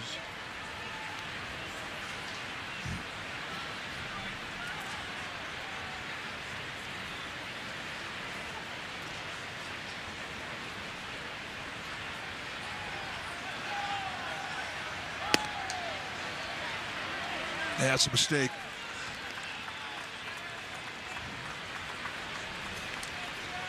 So a leadoff walk.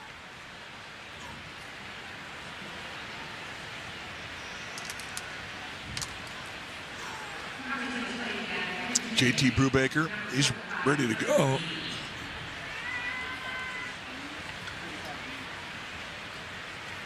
So we're going to get a pinch hitter.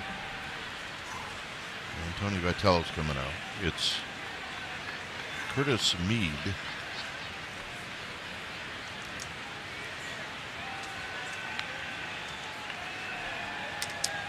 So, new hitter, new pitcher.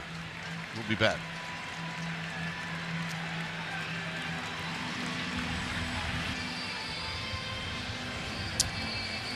Nationals hanging on to a one-run lead here in the top of the sixth inning. The leadoff walk to Dalen Lyle, and that brings in JT Brubaker after Mead had been announced. So there's the numbers for Brubaker. He's done a good job this year. The 23rd appearance of the year for Brubaker, the 32-year-old, in his 7th year at the big league level. Product of the University of Akron.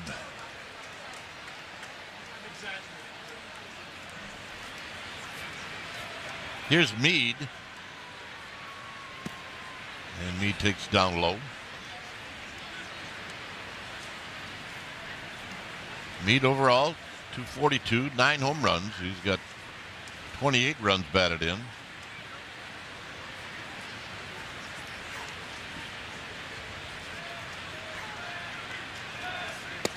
And it's a strike on the inside corner. Brubaker, 2 types of fastball. He's also got a slider, cutter, and a changeup he'll throw. And he'll throw anything, anytime. And a quick toss, and back is Lyle.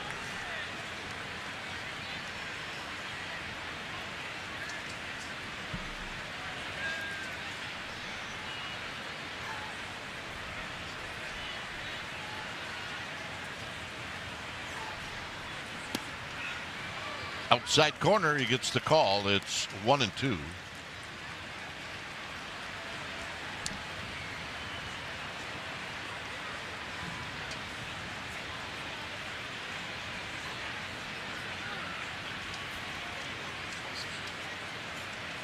So 1-2 count, time for a timeout. I think about 80-90% of the timeouts are usually in 2-strike counts. Yeah, I think you're right. Maybe more.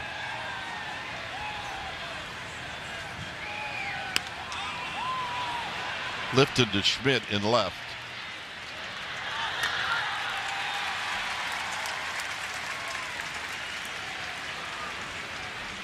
I don't think we have to worry about Schmidt in left.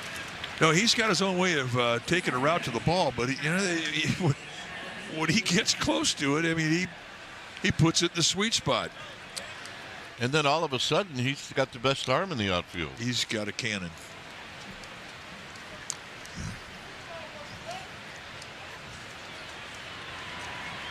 Nunez is doubled and he's struck out. And he fouls this one out of play.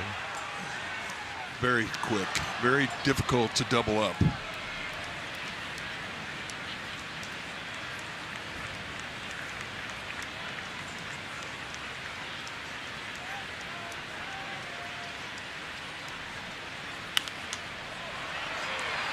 This is going to sail into the seats.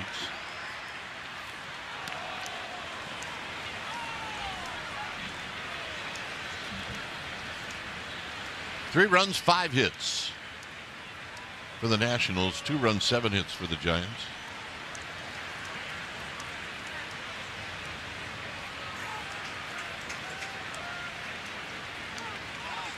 Quick toss, back easily is Lyle.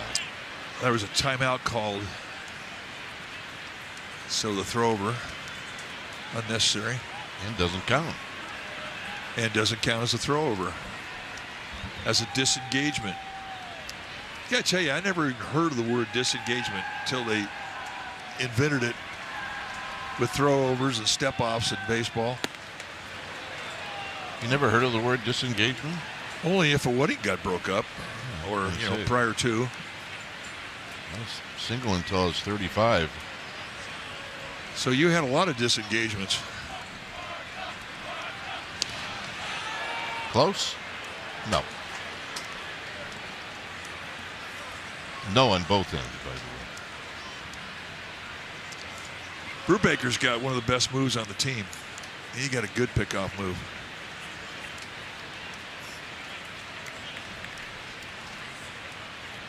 And now the runner goes, and it's out of play. He had a little bit of a stutter step, which is not good when you're trying to steal a bag.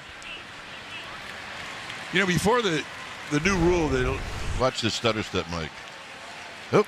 Yeah, well, he wound up being flat-footed when he took off too. That wasn't a great jump.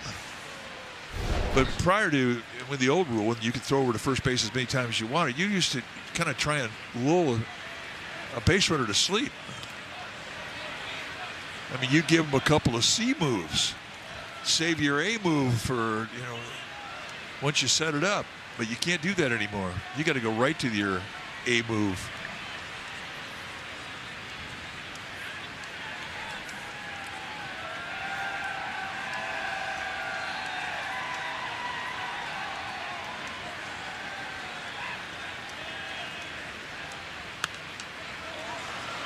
Well, we got a battle. It's official. Nunez swinging the bat, not like he's a 204 hitter.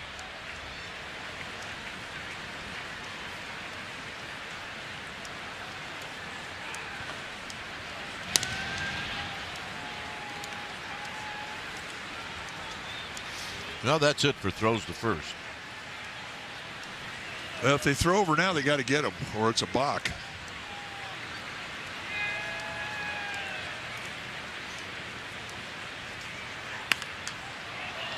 More work for Schmidt.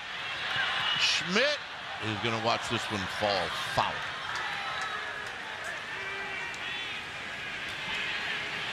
That's the only thing I worry about when you have a guy who's an infielder play the outfield.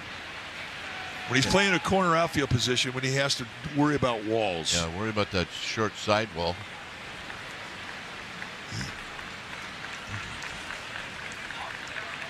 So another 2-2 pitch coming up with Lyle at first. Pitch number 8.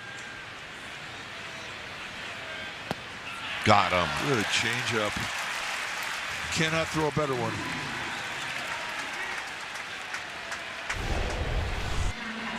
Nunez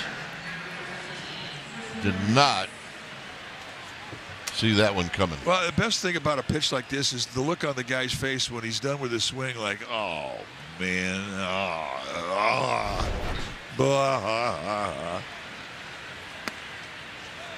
Here's the catcher. You know what's great about that is if you're out there on the mound and you see that fills up your gas tank. Guy throws his bat, breaks his bat, throws his helmet. That's just fueling the pitcher, giving him gas.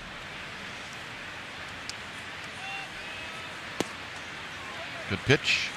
It's even now at 1-1. It's just a tip for kids. You don't throw your equipment. If you do that, you're making that pitcher out there feel good. That's what he loves to see. You strike out. Striking out's part of the game. Don't throw your helmet. Don't throw your bat. Just walk back. Put your bat in the bat rack. Your helmet on the rack. Sit down. Don't give that pitcher satisfaction.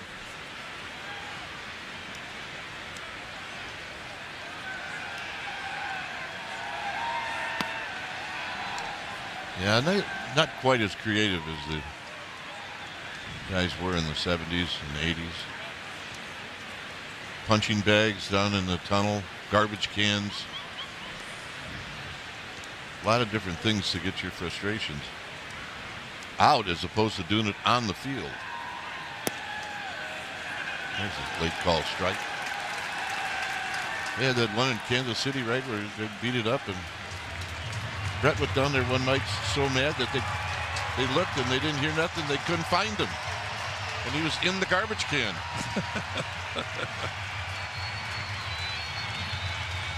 They put guys like that in the Hall of Fame.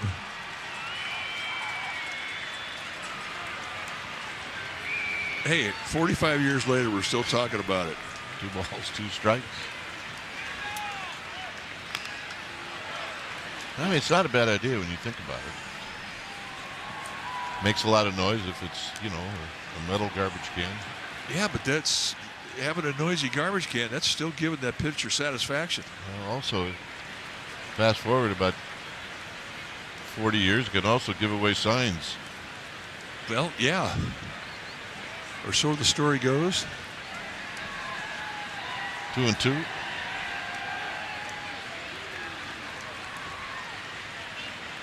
It'd be hard right now probably to find a metal garbage can. Yeah, I think they quit making them. 2-2. Got him. All right, the leadoff walk doesn't hurt. Here come the Giants. Schmidt to lead it off. Shutdown inning. Hey, our upcoming schedule is brought to you by Cache Creek Casino Resort. Series will continue tomorrow afternoon. A day off for the Giants on Thursday. And then the Giants take on the Cubs right here at Oracle Park this weekend. Supposed to be warming up here in this great city. Here's Schmidt. Schmidt takes a late call strike. Schmidt is 0 for 3. He did hit a line drive right at Abrams to end the 4th. Jab shot to first, and right there is Garcia. The Lord covering. Meade stays in the game. He's at third. And here's Devers, who drew a walk to start that rally for the Giants in the 5th.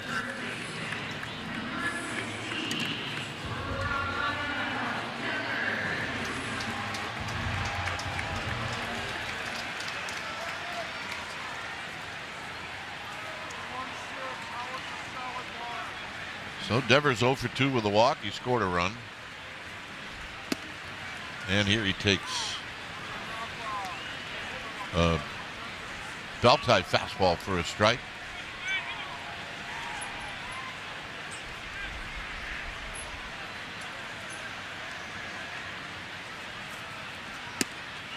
And the next pitch is wide.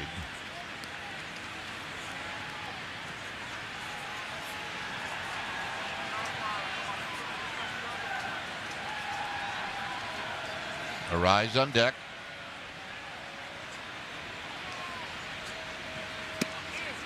Devers takes high again.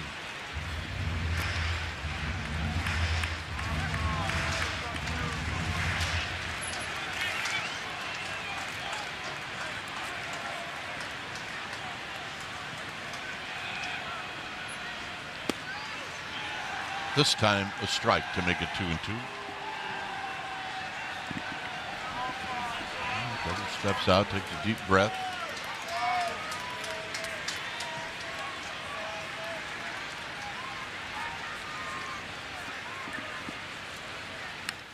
Foul back. Ooh.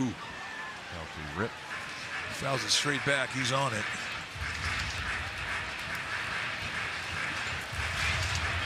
And he knows it.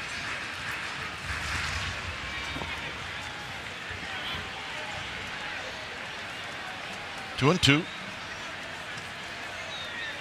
Somebody pitched number 31 for Brad Lord.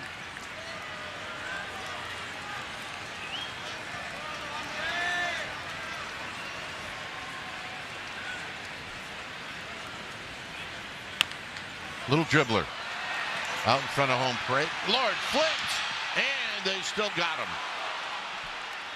He may have hurt himself.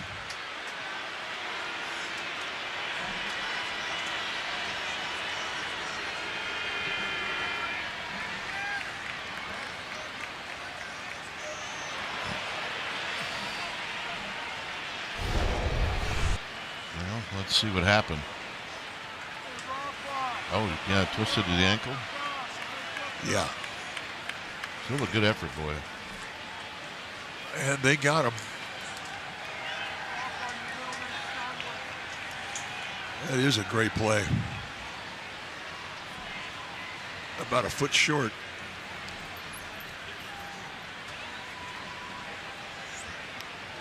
rolled it right there. He did manage to get a lot of his weight off of the ankle before it continued to roll. I think he tweaked his ankle and his knee. I mean,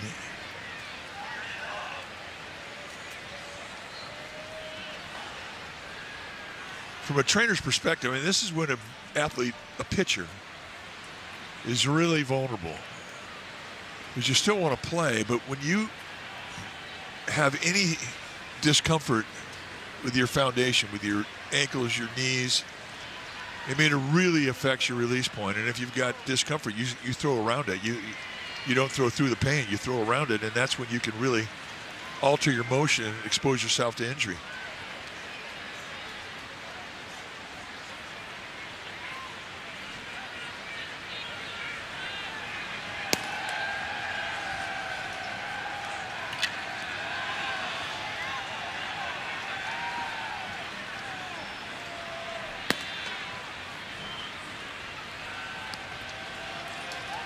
So he said he wants to throw one more.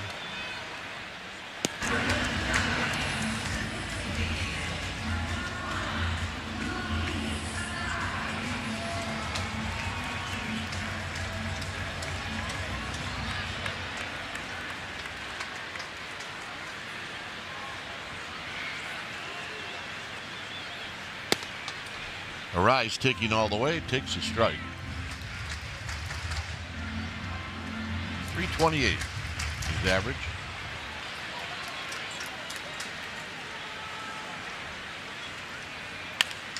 And it's just foul. Ah, there goes David Schwartz's perfect game. He had it going. That one a little tricky with the sidewall. Hey, it's the big leagues, no excuse.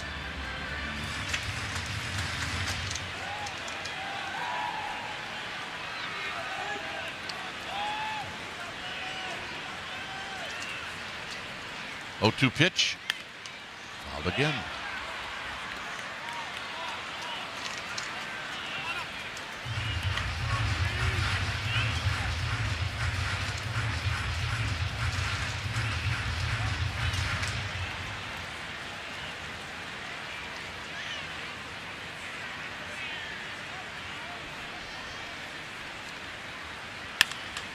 Sharply on the ground to Abrams, who will throw across the diamond in a 1-2-3 inning for Lord.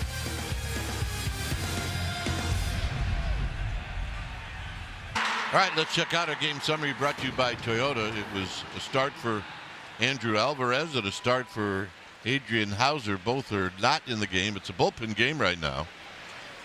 Luis Garcia hit a 2-run home run in the very first inning, and the Nationals came back with a run in the 5th. Giants have had multiple opportunities in this game. Did take advantage of an opportunity in the 5th inning where they scored twice, and it's been Jung-Hoo Lee. He's the story. This is JT Brubaker, who came in to get 3 outs in the 6th inning. Here he's going after Jacob Young.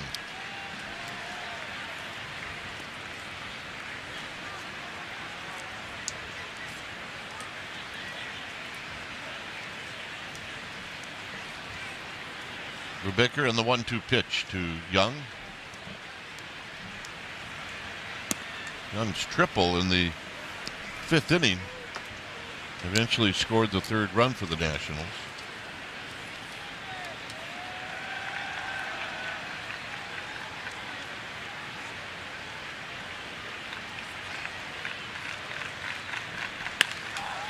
And he's going to shoot one into right field for a base hit. Now a word from Jack in the Box. Get fired up with my new Hot Ones Munchie Meal with a Sriracha Curly Fry Burger or Buffalo Chicken Tater Melt. Welcome to Jack in the Box. So speed at first in Jacob Young, and Tony Vitello's coming out, and he makes a sign to the bullpen. So we're going to take a break. We'll let you know who it is when we come back. It's 3-2 Nationals.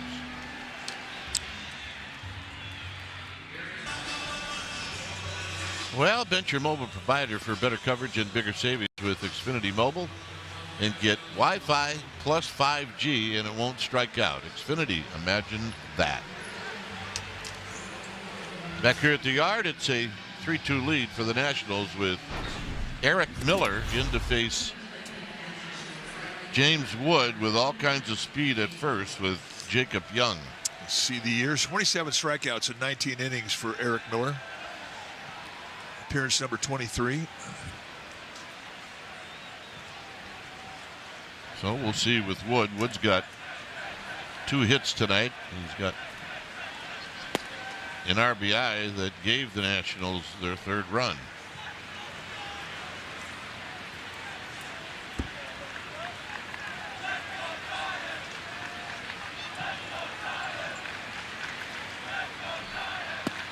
And it's low. 2 balls and no strikes. Miller's got to come in.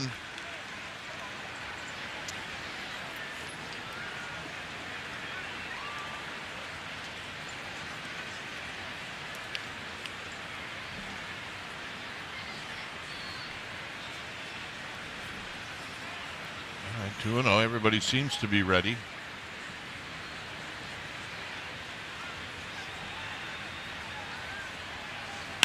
And he does come in, and it's laced into left center field. And Young is going to put on the brakes at second. So all of a sudden,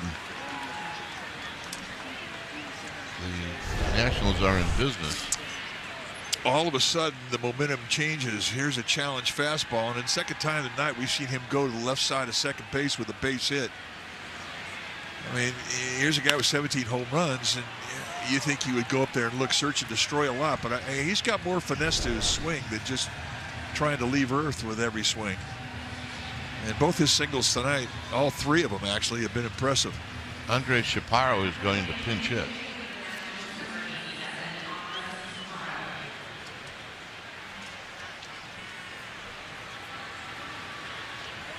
Chaparro is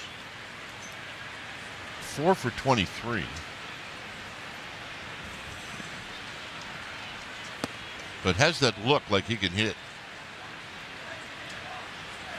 And he takes the first pitch high.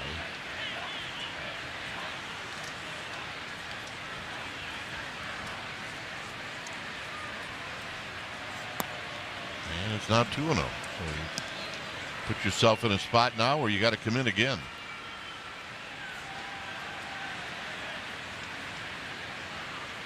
Well, and Chaparro is in the driver's seat because of it. He is a double play candidate.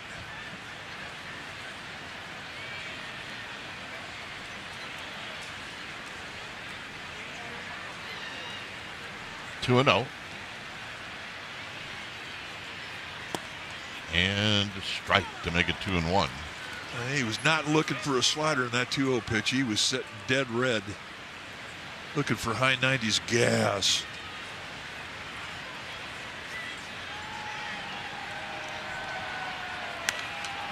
Boy, he had a rip. It's 2-2.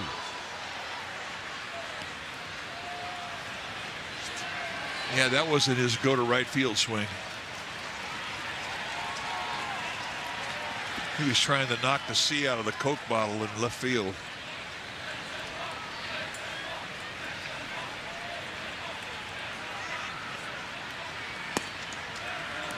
Yeah, that's a good pitch and good take. Here we go. The one thing he doesn't want to do is walk the bases loaded. I mean, you can't give up third base with less than 2 outs. Here we go. And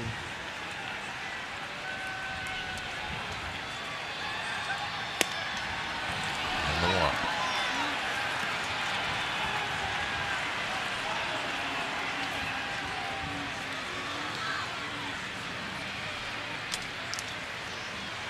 And that hurts. Well, remember, you come into the game, you got to face 3 hitters.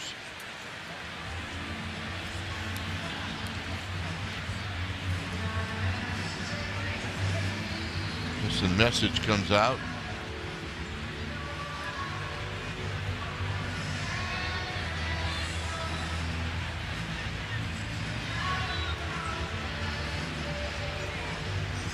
And the message delivered, but right now the Nationals have the bases loaded with nobody out, and the hitter Dylan Cruz. And Dylan Smith in the Giants bullpen is doing a major red alert, get ready in a hurry act.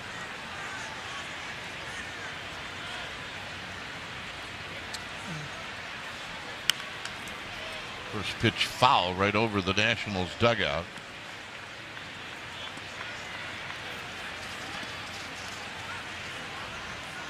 Bases are loaded. Giants play the infield for a double play. And this one goes to the backstop, and they got a shot, and Miller tags him, and it's called safe. I mean, a lot going on for the home plate umpire.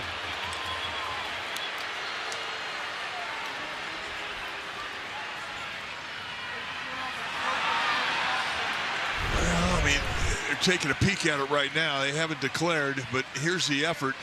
They get a break with the carom. It's a high feed. Had it been lower, they had a chance. And Jan Powell right there signaling save. And indeed, she had it right. Now the infield is in.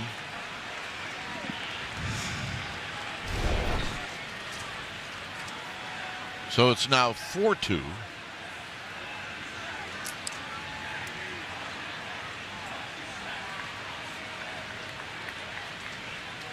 And it's 2-1. Infield in. And a pretty close pitch. But a ball. It's 3-1.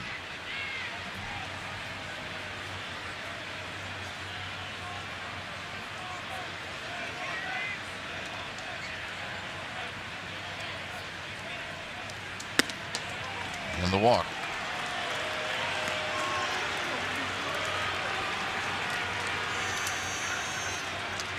Normally you'd say it's not the end of the world because it sets up a force and a double play, but in that you've got really a big RBI guy up there with Abrams.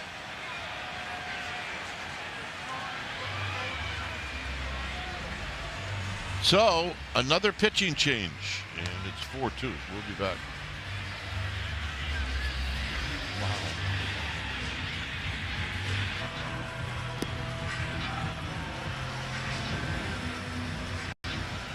Well, it's a 4-2 lead now for the Nationals, but things are not getting any easier for the Giants. The Nationals, with 2 singles and 2 walks in a wild pitch, have picked up a run, and they got the bases loaded with nobody out. So now it's up to Dylan Smith to see if he can put a stop to this nonsense. Well, it's the ultimate challenge for a reliever to come into a bases loaded, nobody out situation. You see what he's done, and he's been very good in his 4 appearances. Here's Abrams, infield in. Swing, ain't gonna miss. And that's the last thing they tell you when you leave the bullpen, make something happen, and that simply means get after it, challenge. And he does in strike 1.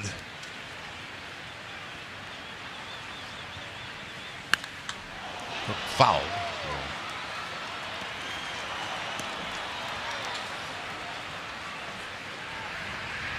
Now a quick 0-2 to Abrams, who comes into this at bat 0 for 3. And a little pop-up on the infield. And it'll be Arise who puts it away. Big out. And you consider that the hitter that just made the out leads this team in RBIs with 51.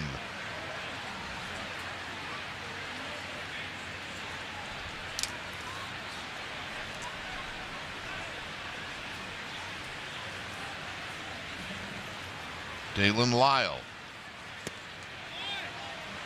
takes a pitch high.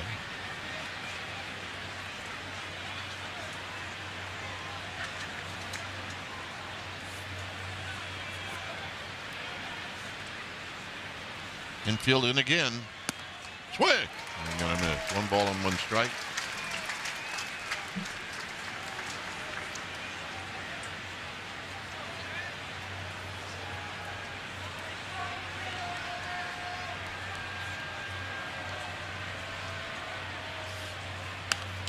Out of play, 1-2. And top of him on 1-2 count here.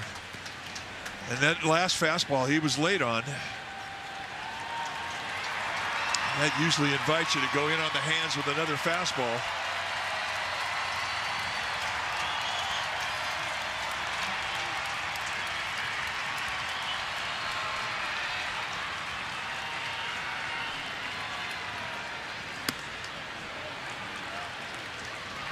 Two and two on the high fastball. I like the idea.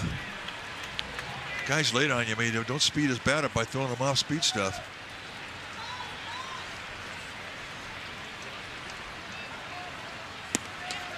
All right, it's now 3-2. Yeah, I like that 2-2 pitch too. A little back foot slider, but here again, now he's got to get after it. He's got to get right in that strike zone.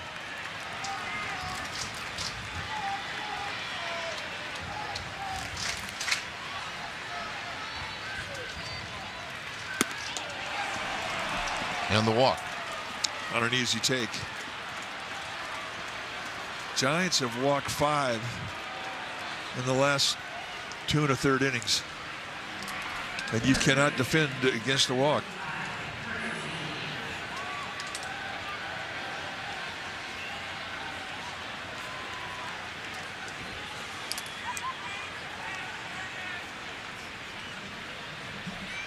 Here's Meade, and Meade takes a pitch high and wide.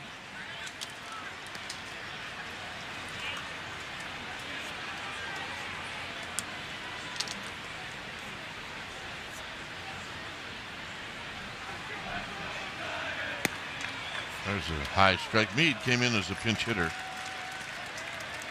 and faced Brubaker and hit a fly ball to left.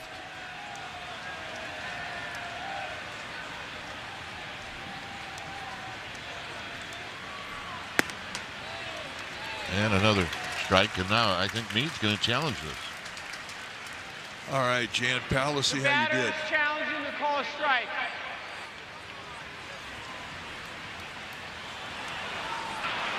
So it is a Call's ball. overturned. Washington has 1 challenge remaining.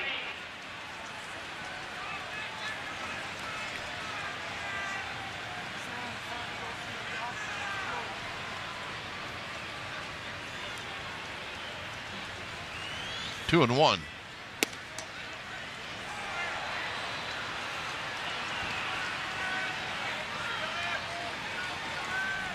Just about a ball and a half outside, but he's got to get in there now. He just has to, think lucky.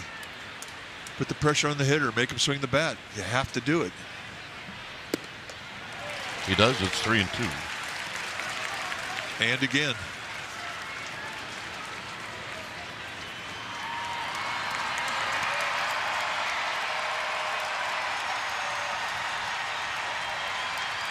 Bases are loaded, 3-2 with 1 out. Giants trying to stay in this game.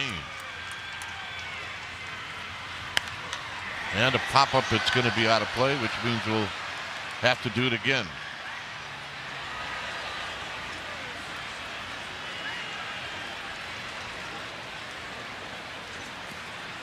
Hauser, Hentges, Brubaker, Miller, and now Dylan Smith.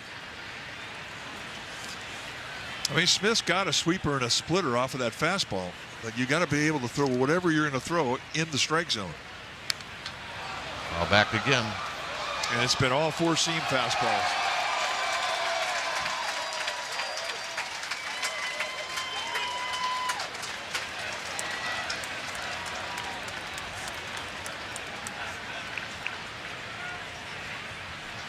Three-two pitch. Chapman's got it. So 2 outs. So a nice comeback from a 3-1 count, and they get the out.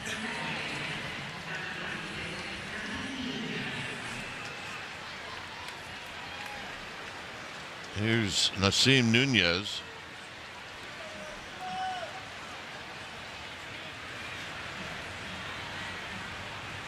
Nunez is 1 for 3. Bases are loaded. And he goes around, and it's 0-1.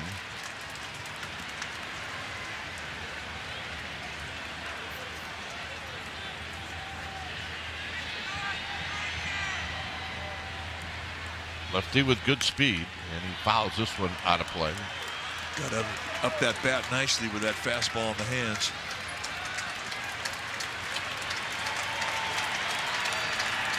Now the pressure's on Susak. Anything in the dirt, he's got to block it.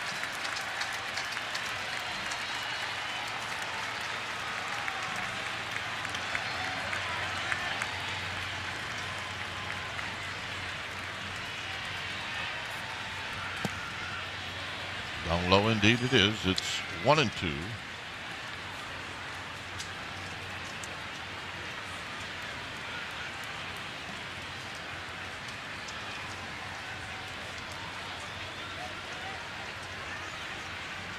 The pitch.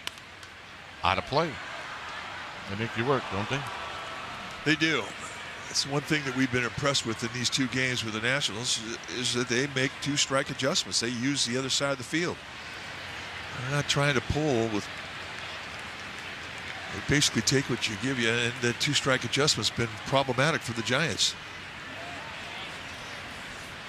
2 balls, 2 strikes.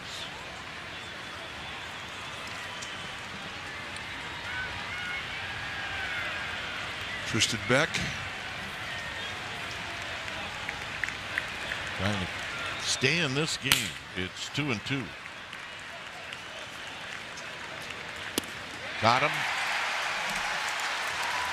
And that'll end the inning. 5-2 Nationals. Well, with over 100 new articles posted every week, the go-to source for all of your favorite teams is still NBCSportsBayArea.com.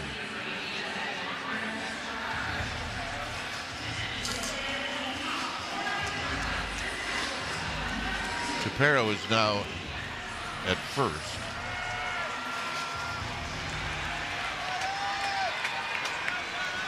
Here's Adames. And Adames looks at a strike. Shapiro over to first base. Garcia out.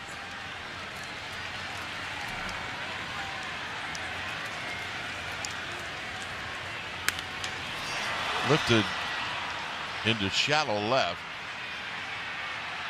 for Lyle. 1 out.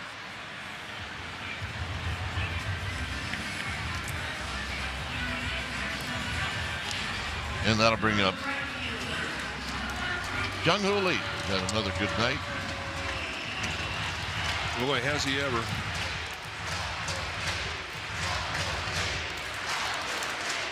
Two hits, 2 RBIs. First pitch is high.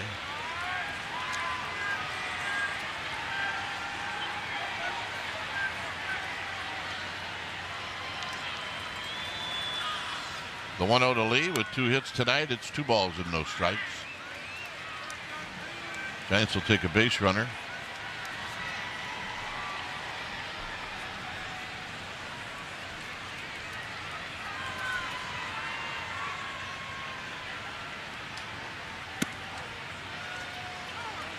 And a high strike. It's 2-1. Giants haven't used an ABS challenge tonight. Well, they did one. Jung-Hoo did, but they have got 2 remaining. Let's put it that way. In tight. No swing.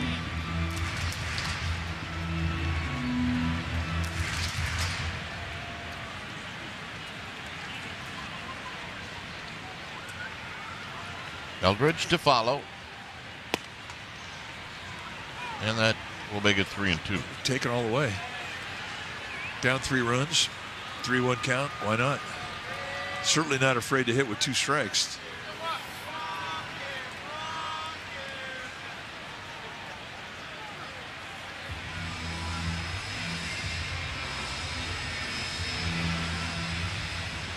Eldridge. And then Chapman.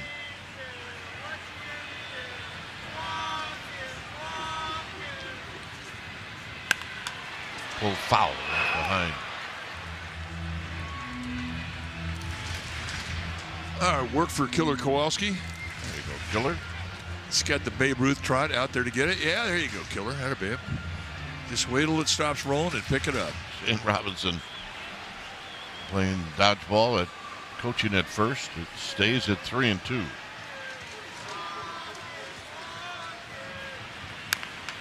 Little tapper. And they got him.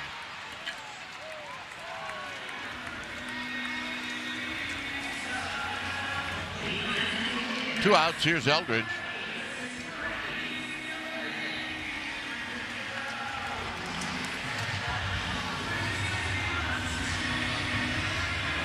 Eldridge doubled in the second. Hit the ball sharply to second, but was thrown out in the third, and then he drew a walk in the fifth. Here he cannot hold up, and it's no balls and one strike. This is the Giants' half of the seventh inning.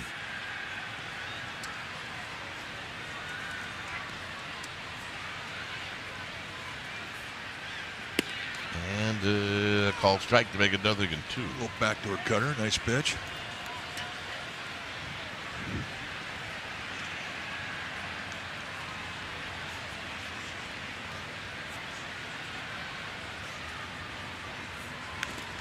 Eldridge bounces this one off of himself.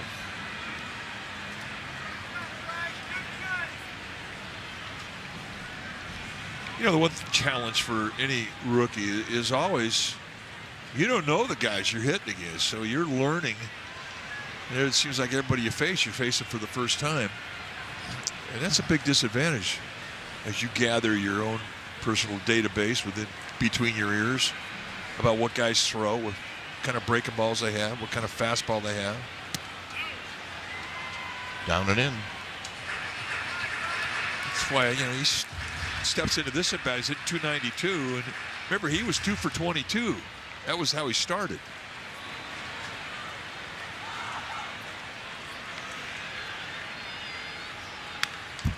Foul back on a high fastball. But what he's shown us in the last couple months is that he's worth all the fuss that has been made about his abilities. He's exciting. Well, you know, in a season where nobody's happy with the record, it's pretty easy to see where the positives are.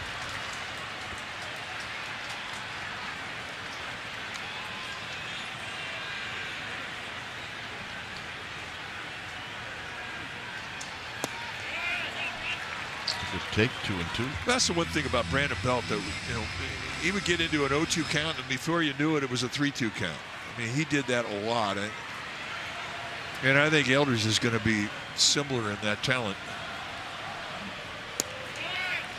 And here he is, 3-2 again.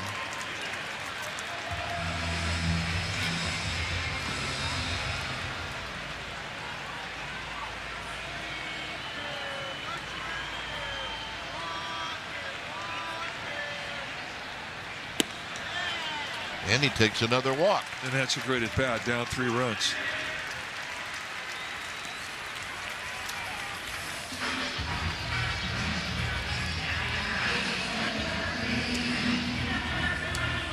So here's Chapman.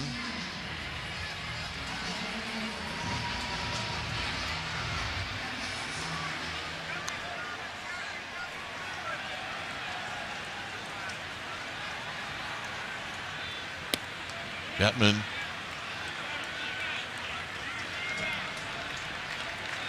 takes a pitch that I do think Jim Powell thought that they were going to challenge.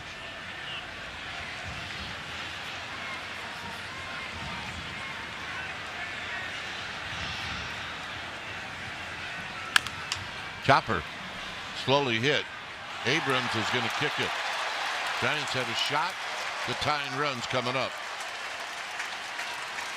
Well, that's been the one flaw in this young Nationals team, has been their defense. I mean, they've made more errors than any team in baseball this year. It just didn't get his glove. I think he actually took his eyes off the ball. Watch it, see if it hits the lip of the grass. It does. Stays down. Yep. Asked me a number of times about that lip.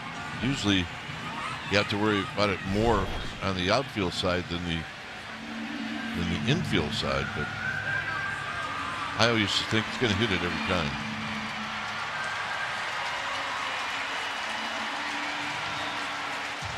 You can avoid it on the backside, but on the front side, you can't. Tarps off.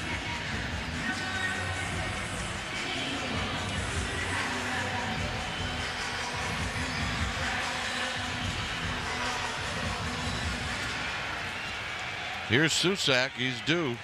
And he hasn't hit a home run yet this year.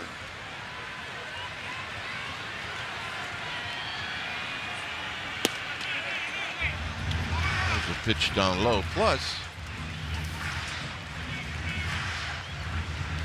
with the bases loaded, Lord got him. He really jammed him on his hands. He hit a soft line drive to second. There's a base hit. Here we go.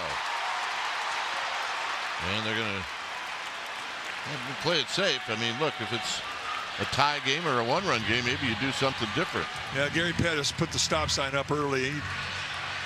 No use putting a risk on here, down 3.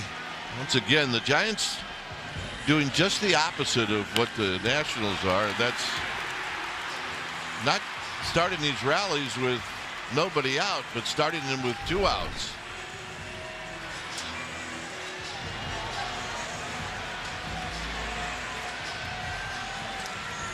So we have a new pitcher coming in. Gilbert's going to be the hitter. When we come back, we'll let you know who it is.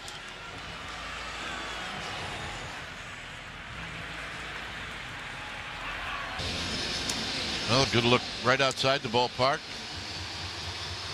The pitcher is the young man who started last night, Richard Lovelady. And the Giants are going to send up number 41. It's going to be Buddy Kennedy. See the numbers for Lovelady, the new pitcher, yesterday's starter.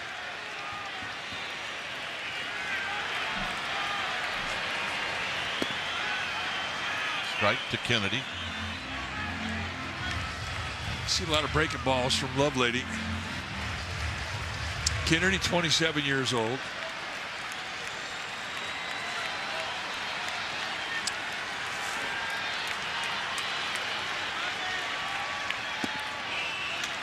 Takes low.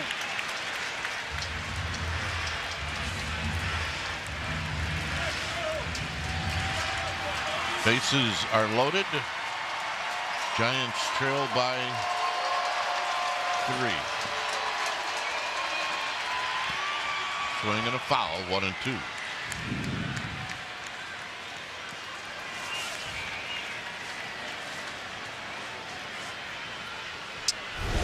Millis kind of peaches this one to see where he got it. Right in the chin. Ouch.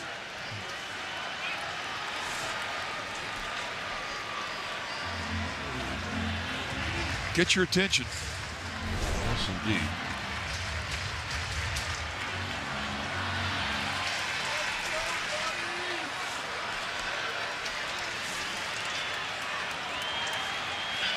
One and 2 to Kennedy.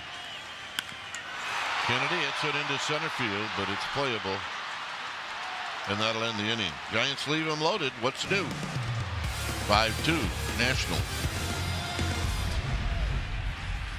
All right, time now for the Allstate Good Hands replay. We go back to Casey Smith, 2 outs.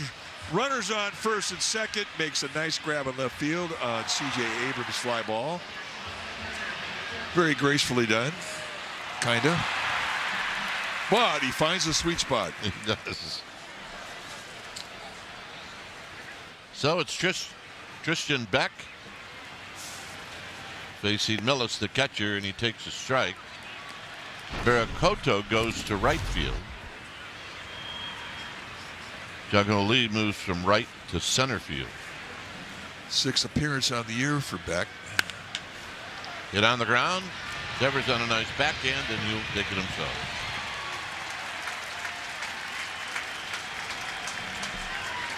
And he'll bring up Jacob Young,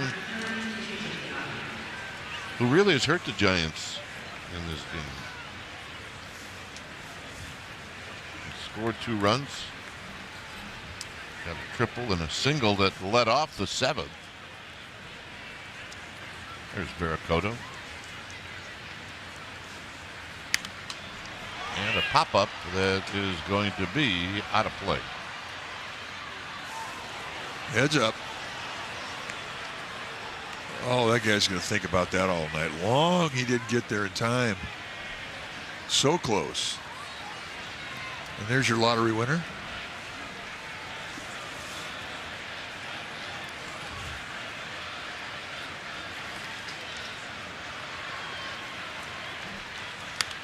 And another pop-up, maybe in the same spot.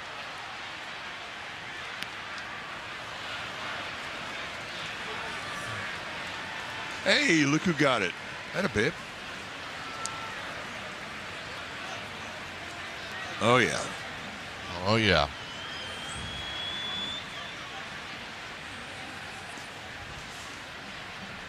Oh, 2. Should be talking about that all day tomorrow. Oh, hey, I got a foul ball at the Giants game. I think you're right.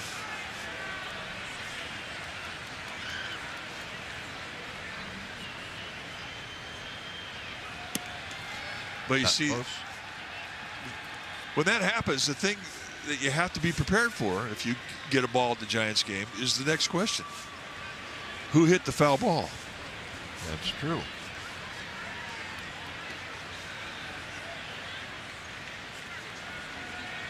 Yeah. On the ground to Willie Adames, who goes to Devers.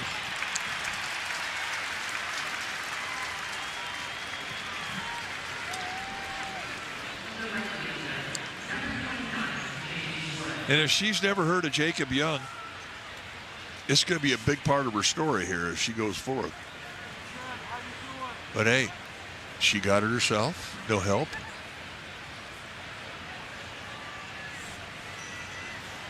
Well, look, you and I know how special we feel about a baseball. Nothing like it. It's been a friend for a long time.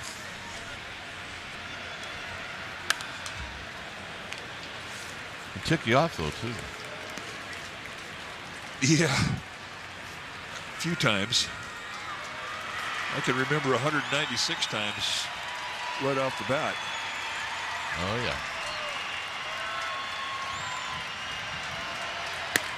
yeah. Way outside, 1 and 2. But you know what's great, though? When you give a baseball to a kid and you look at the look on their face, and it's always the same. Pure joy. Pure joy indeed. And kids do the one thing that you're supposed to do when you get a ball. You pick it up in your hands and you smell it. Or throw it. Or throw it. Got him, and that'll end the inning. So a couple of ground balls and a strikeout, and now, hey, Giants are only down by 3, so let's think positive. Well, get ready for tomorrow. Weeknights at 11 on NBC Bay Area News from Certified Most Accurate Weather Forecast. The stories that are moving the Bay Area forward. Watch weeknights at 11. Clayton Beater to Casey Schmidt. The pitch, and it's right over the top for a called strike.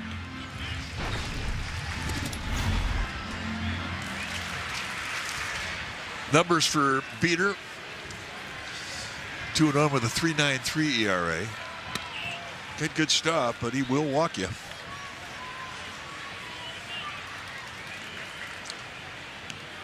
Former second-round pick out of Texas Tech back in the 2020 MLB draft. Draft's coming up, isn't it? Yeah, July.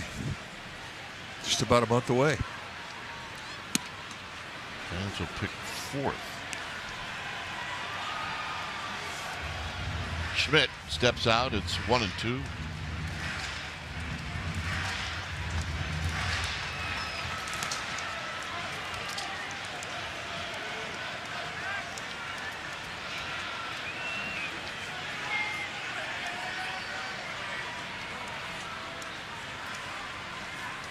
Schmidt trying to get on. And he will stay alive.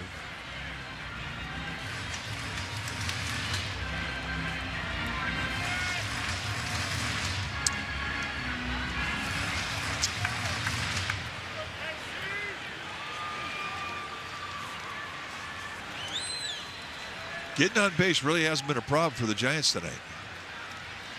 They've stranded 13 runners in this game. And the ball gets away.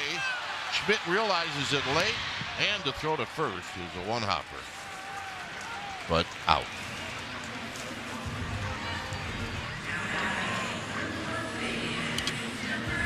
So first hitter that Beater faces strikes out, and here's Devers.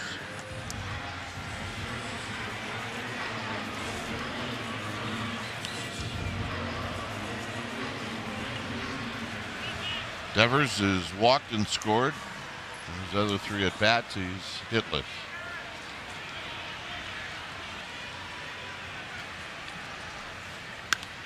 And a pop-up.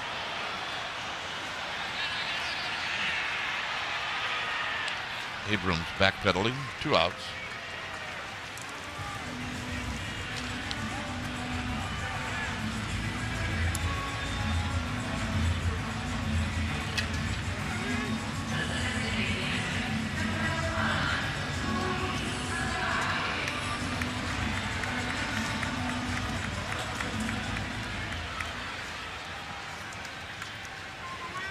Arise, 2 hits, 2 for 4.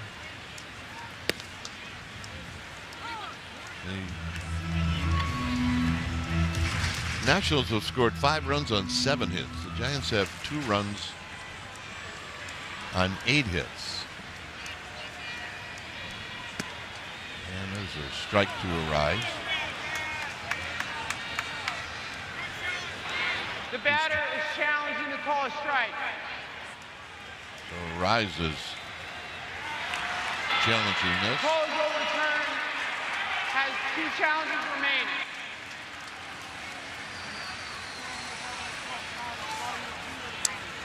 When Chad Powell's made mistakes tonight, they've been high.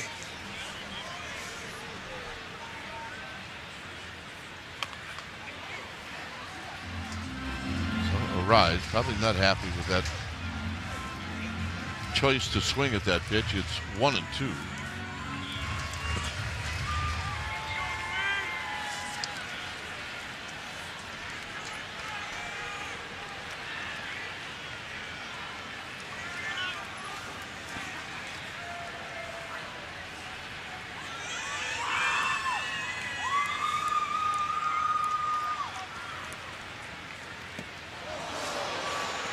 So Beater going right back down in the dirt again. Arise at 257 at bats this year. He has 15 walks. I mean, he just doesn't take many walks, but still with a 360 bat or on base percentage and a 327 batting average.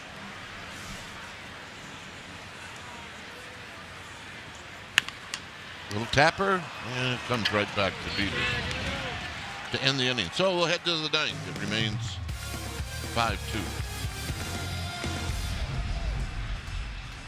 Well, stay tuned after the game. It's Toyota Giants postgame live. Kylan Mills, Sean Estes, highlights, interviews, and more coming up right after the ball game. Beck to Chaparro, and it's a little low. 1 ball and no strikes. 5 runs, 7 hits, and error for the Nationals. 2 runs, 8 hits, and no errors for the Giants. I mean, 8 hits for the Giants, but they've also taken 6 walks, so that's the amount of base runners they've had.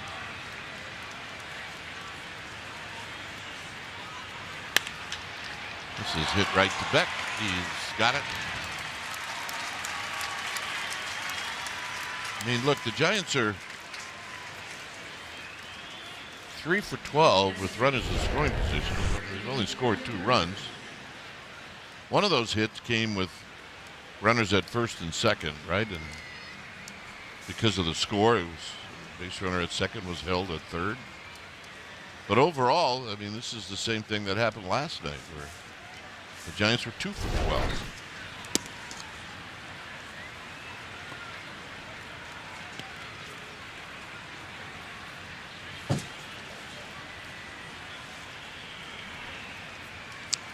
It's 1-0 to Cruz.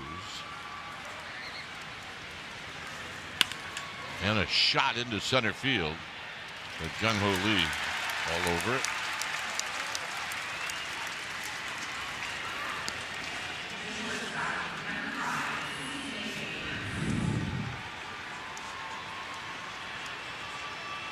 Here's Abrams.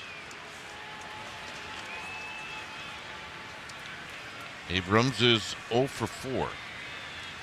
That has not happened a whole lot to him this year. Boy, ever. And he doesn't have any RBIs in this game.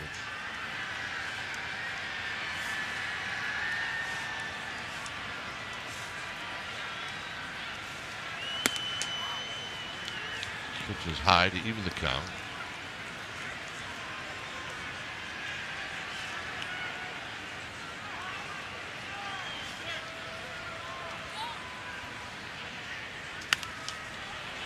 On the left field line, this should sail out of play. It's 1-2.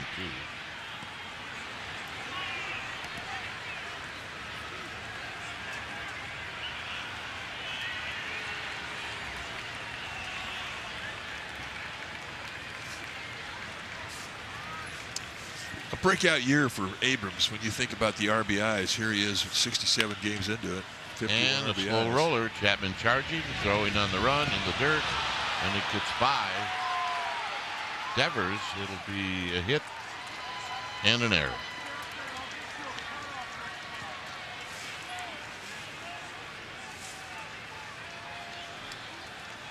Devers tried to scoop it. They had to come a long way for it. But, I mean, you're just so accustomed to seeing him throw strikes off the right foot that you're a bit surprised. Yeah, it's kind of an in-between hop, not one of those short hops. Yeah, we get spoiled. He spoils us. Yes, indeed. Hit way out towards right center field. Can Jung-Ho Lee get there? It's a one-hopper up against the wall. And Lyle is screaming around, and he's got a triple. And that's how you make an error hurt.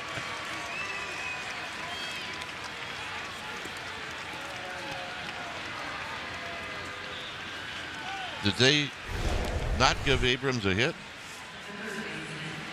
No, error all the way. Well, I thought off the crack of the bat, this thing was going over the fence. So, small way, they catch a break. Pitch is high to Meade. Well, the hit, it evens the hits at 8.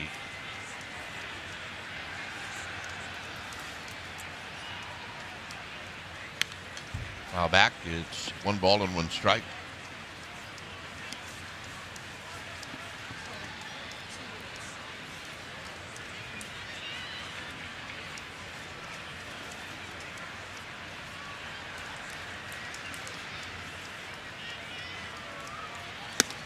And that pitch is high.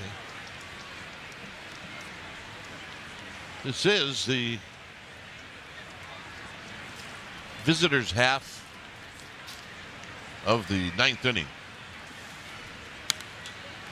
And a pop-up out of play to even the count at 2-2. Mentioned again yesterday or tomorrow, it'll be 2 lefties, Foster Griffin for the Nationals against Robbie Ray.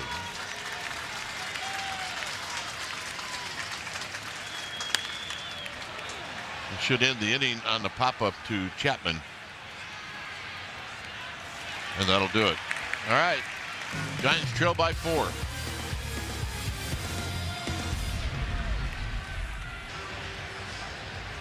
Six runs, 8 hits, and an error for the Nationals. 2 runs, 8 hits, and an error for the Giants. Orlando Revolta is the new pitcher.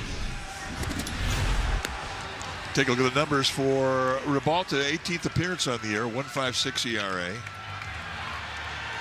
17 1/3. He struck out 13. Big fella, 6'7", 250, out of Santa Clara, Cuba. The Giants have some work to do against this man.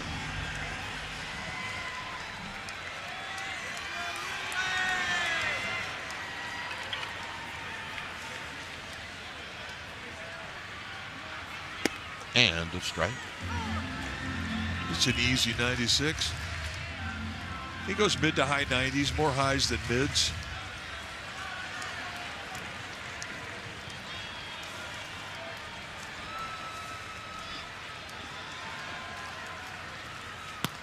Down low. This is what is now considered in this new rules of baseball a long game. Yeah, 3 hours and 15 minutes. Getting close to it. Don't see many of those anymore. This is hit down the line, but it's going to just drift foul. That's not a bad thing. Walks will do that, right? Yeah, there's been 12 walks in the game tonight, and it slows things down, definitely. But all the steps that they've made to improve the time of game have been they've really worked.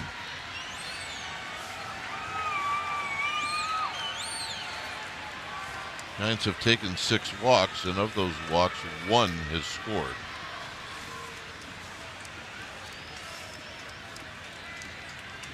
The 1-2. And then 1 hop. Nunez backpedals. Adames gets that ball hard, but nothing to show for it. The Nationals have taken 1, 2, 3,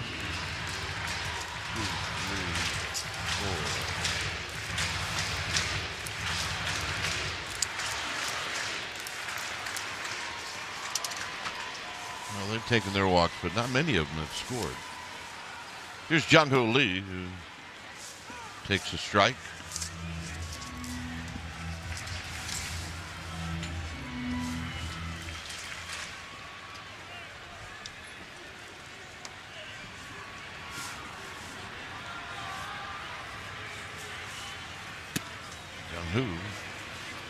You know, Jung-Hoo Lee, I mean, he became popular the minute he signed.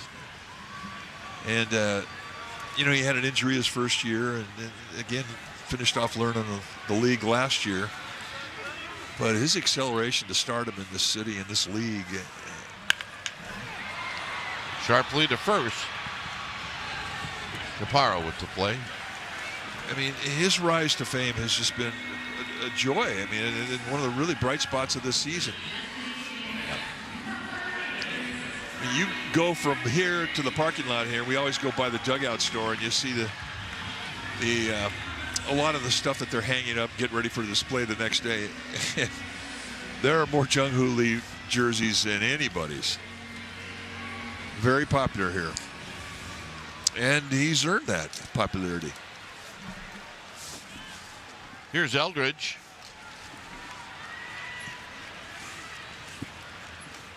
Eldridge with a healthy rip and a swing and a miss.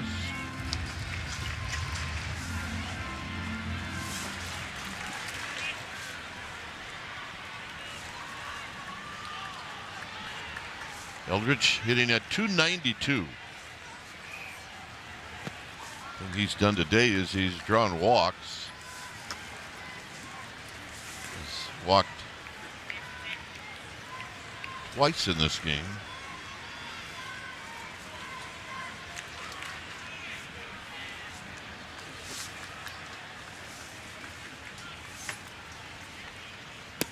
And a swing and a miss. 1-2. But here's another guy who's been a great story this year. Talked a little bit about it earlier, but easy to forecast that this guy's going to do something special in his career. High drive to center. Is the park going to hold it? It is out of here.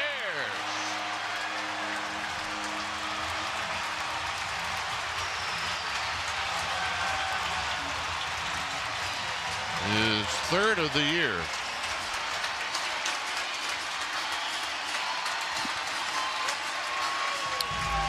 Well, the folks that hung around got a chance to see what they may be seeing a lot for a long time. Well, a double, a home run, 2 walks, been on base 4 times, a 2-for-3 night. But the power from this kid is to center field and to left field. I mean, you're going to see a lot of that. Getman's been on base 4 times.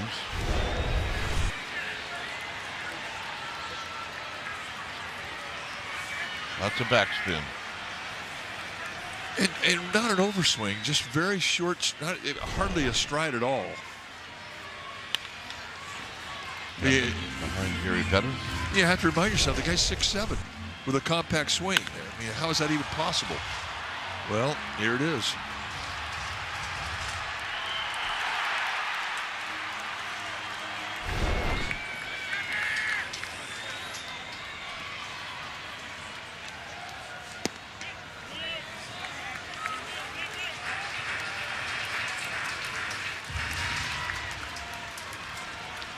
One and two.